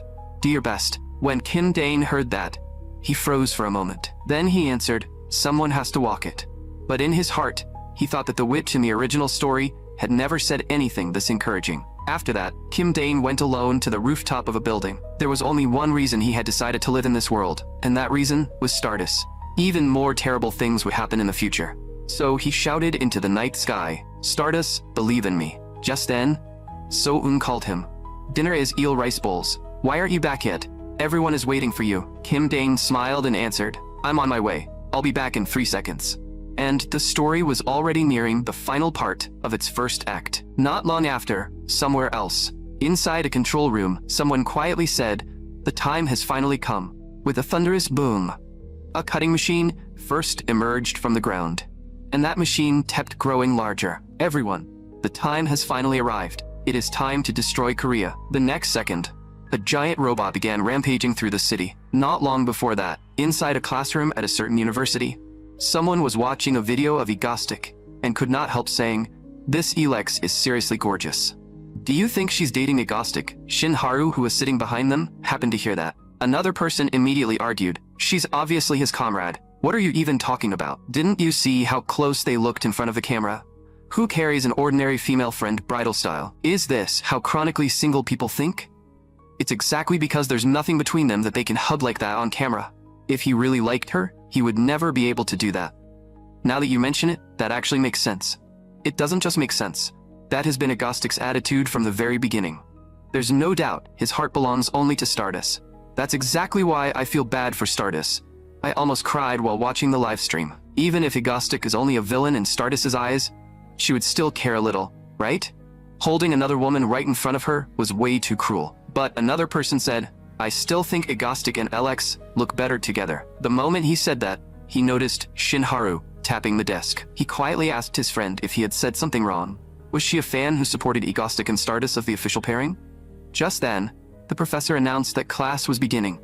The theory we will study today is, but at that moment, Shinharu received an emergency alert. She hurriedly packed her things and rushed out, immediately asking headquarters, "Has a villain appeared?" Headquarters replied, "An unknown giant weapon is advancing in the southeastern outskirts of the city. Stardust is needed on site immediately." After arriving from the Korean Hero Association, Stardust was shocked by the scene in front of her. What stood there was a gigantic robot. With a single step, it could easily destroy an entire building. Just as a small car was about to be crushed, a streak of light flew beneath the robot's foot. It was Stardust who saved the car. She told the people inside, "If the car can still move, get out of here as fast as you can." Then Stardust charged toward the giant robot again. A voice came from the robot. "Stardust, Hound of the Korean Association, can you stop the final spark of Hanan Group?" Stardust gathered her strength and rushed forward with a punch. But the next second, the robot swatted her away. She could not understand what was going on with that level of power. Stardust immediately got back up and charged toward the robot again. Then a voice suddenly came from inside the robot. "Doctor, what happened?" Right after that, another voice rang out. "Electric Beast, go." The robot suddenly stumbled and collapsed right where it stood. Then a cloud of thick smoke rose, and a familiar voice followed. "Stardust, can you hear me?" Stardust immediately understood. It was Egostic. The reason the robot had suddenly gone haywire was that Team Ego had been fighting to seize control of it. Kim Dane laughed. "That's right, it's me, Egostic. Our friends at Hanem Group created such a stylish giant weapon. As a true villain, it would be a shame not to take it for a spin." Then he deliberately let out a villainous laugh. Choi Se-hee could not help saying that Kim Dain was an absolute jerk when he acted. Soon calmly said she would get used to it soon. Kim Dame continued, "Stardust, I want to use this stylish giant weapon to destroy the city. Can you stop me?" When Stardust heard that, she actually became excited. "Of course. I will definitely stop you, Egostic." Then she turned into a streak of light and charged straight at the robot. Seo-in told Kim Dane that the output adjustment was complete. Kim Dane gripped the control lever and thought to himself, "Haru, today you're going to level up properly." The robot's arm suddenly began twisting into motion. Then it collided head-on with Stardust's fist. It was clear that for now, her strength could not quite keep up with the robot. Kim Dane immediately threw out a villainous taunt. "Stardust, with that level of strength, you think you can stop the giant weapon octopus? Don't make me laugh." But while he was taunting her, he also told Seo-in to raise the output a little more and asked if they could settle this in one go. The robot, now at full firepower, began swinging its arms wildly at Stardust. Stardust immediately realized that she had to dodge these attacks with even more flexibility. She was not fast enough yet. She had to be faster, as fast as possible. Stardust pushed her speed to the limit, constantly evading the robot's attacks. Yes, this was exactly what Kim Dane wanted. He even thought that today he might finally be able to go home in one piece without getting injured. Meanwhile, somewhere else, someone reported quietly, "Mr. President, preparations are complete." This person was the president of Korea. He knew there was only one way to deal with that ultimate weapon. So he pressed the launch button for a super missile, preparing to destroy the entire area. That was the decision everyone had reached during the meeting. At that moment, Seo-in and Kim Dane were still fully focused on controlling the robot. They seemed completely unaware of what was about to happen. The flames sprayed by the robot were easily dodged by Stardust. And at that moment, Kim Dane had also made up his mind. He said, "Soen, raise the output one more level." If it was Stardust, she would definitely be able to endure it. Even Stardust herself was growing more excited. With a thunderous boom, the robot was struck so hard that it shook violently. The people inside the robot were thrown into a dizzy mess. Kim Dane slammed down on the control pedal and kept pushing forward. He had to show off the joystick spinning skills he had honed back in the arcade. Stardust finally started getting the feel for it. Because she could clearly sense her ability growing little by little, so she shouted in her heart, "Egostic, bring it on." And now, she was gradually getting used to the robot's movements. Egostic was still waiting there for her, so she had to break through this situation as quickly as possible. But in the next second, she was punched away by the robot. Kim Dane immediately taunted her. "Did you think you were starting to get used to this attack?" That was just overconfidence. Hearing that mockery, Stardust was clearly angered. Still, the performance of the robot octopus really was impressive. Stardust immediately launched a straight punch at the robot. That punch struck one of the robot's legs directly. Seiyun immediately questioned Kim Dane. "Bro, what are you doing?" Kim Dane simply smiled. "This is exactly what makes it fun." Now, it was time to get serious. Kim Dane ordered, "Octopus, increase output." But the robot did not react at all. Kim Dane repeated, "Increase output." Only then did Seiyun start controlling the robot again, with great difficulty. At that moment, the robot finally moved again. Kim Dane immediately taunted her. "Stardust, can you adapt to this speed? Is this really all you've got?" The comments exploded as well. Is this level even real? This was practically a battle between the strongest beings in the world. Was this really the Stardust people used to call useless? The viewers were getting so excited that their chests felt like they were burning. Was Stardust really going to rise to S rank this time? Inside the robot, Seoin and Kim Dane could still be heard arguing. Hearing those voices made Stardust even more irritated. Now she had one more reason why she absolutely had to defeat this giant weapon, Egostic's women. If not for Egostic, she would never have been able to defeat this giant weapon. But now, she could. So Stardust charged straight toward the robot. The force of her impact shook the entire machine violently. Choi Se-hee could not help saying in surprise, "Why does that hero seem even stronger than before?" Seiyin warned that the output was almost at its limit, and they had to settle this within 10 minutes.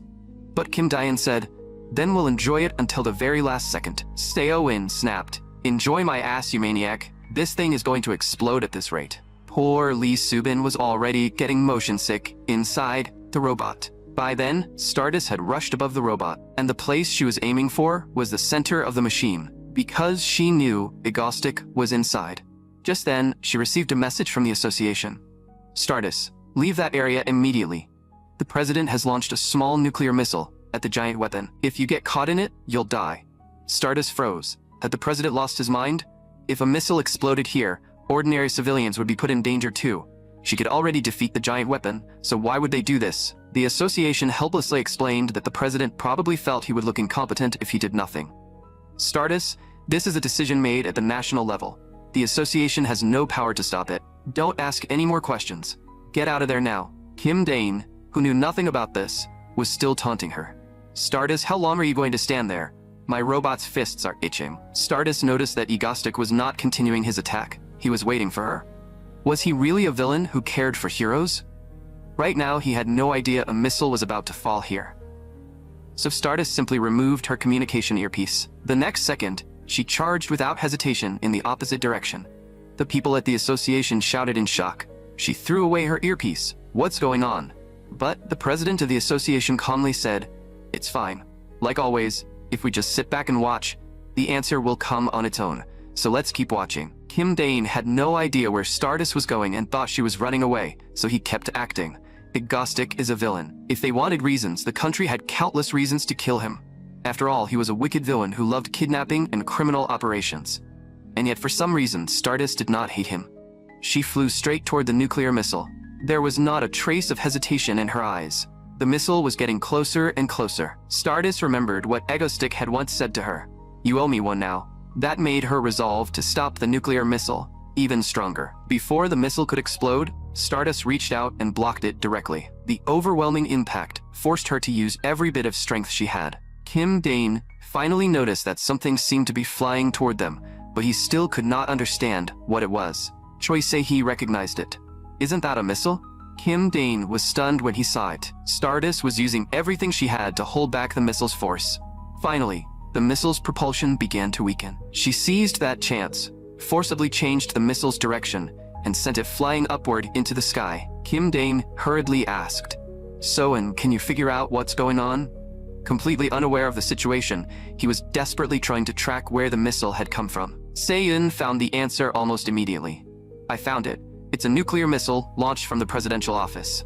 But it was already too late, because there were only 10 seconds left before detonation. At that moment, the president of Korea still looked extremely confident. But at the very last second, Stardust grabbed the missile and forced herself to fly away with it. Meanwhile, Frostblade was still casually shopping outside. For a moment, Kim Dane had no idea how to handle the situation.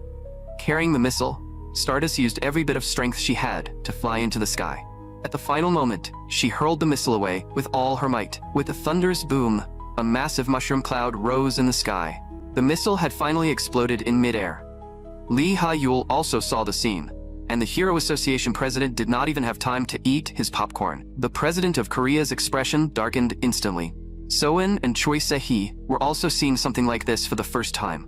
Kim Dane could not stop himself from shouting, "Stardust!" At that moment, Stardust had already used up all her strength and was falling from the sky. Fortunately, in the next second, a hand caught her. Kim Dane shouted in frustration, "What are you doing?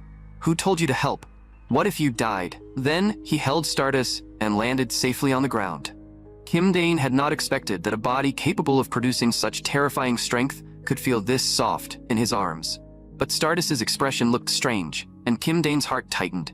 Crap, is she about to get angry? Why was she looking at him like that? Was she angry because she was being held by a villain? Kim Dane quickly said, "Stardust, I thought you ran away like a coward. How did you move so fast? Why did you stop that missile?" The target of that missile was the giant weapon Octopus. The giant weapon is already half destroyed, and if the missile hit it, it would be completely disabled. If we hadn't noticed in time, everyone in Ego Stream might have been wiped out together. "So why did you stop the missile?" Stardust answered softly, "That's why. Let's just say I paid back the favor I owed you." After saying that, she closed her eyes. But what did that smile mean? Had Stardust realized it? Had she realized that he was not just a simple villain? Fortunately, her life was not in danger. That was thanks to how sturdy Stardust had always been. Just then, So-eun said through the earpiece, "Bro, the president personally launched that missile." Kim Dane realized that this world had now become completely unpredictable. If everyone saw Stardust blocking a missile for them, public opinion would probably start shipping him and Stardust even harder. He could not let that continue. So he immediately said, "Seon, start the live stream." Seon had been waiting for that order and instantly started the live stream. Kim Dayan looked into the camera and said, "Hello everyone, I'm Egostick." The comments exploded immediately. Everyone was asking what had happened after Stardust suddenly flew upward, and the live stream cut off. Kim Dane said, "Do you want to know where Stardust went? She is right here." When the viewers saw Stardust unconscious, they were instantly shocked. Some asked if Stardust had lost, while others cursed Egostick for going too far. Kim Dane said coldly, "Of course I didn't do this. This was done by the president, who wanted to kill me, a villain. He fired a nuclear missile into the city. The president of Korea used a nuclear weapon just to kill one villain." Public opinion online exploded instantly. Everyone was furious, saying the president had abandoned the ordinary citizens of the city just to kill Egostick. And Stardust, who had just woken up, saw it too.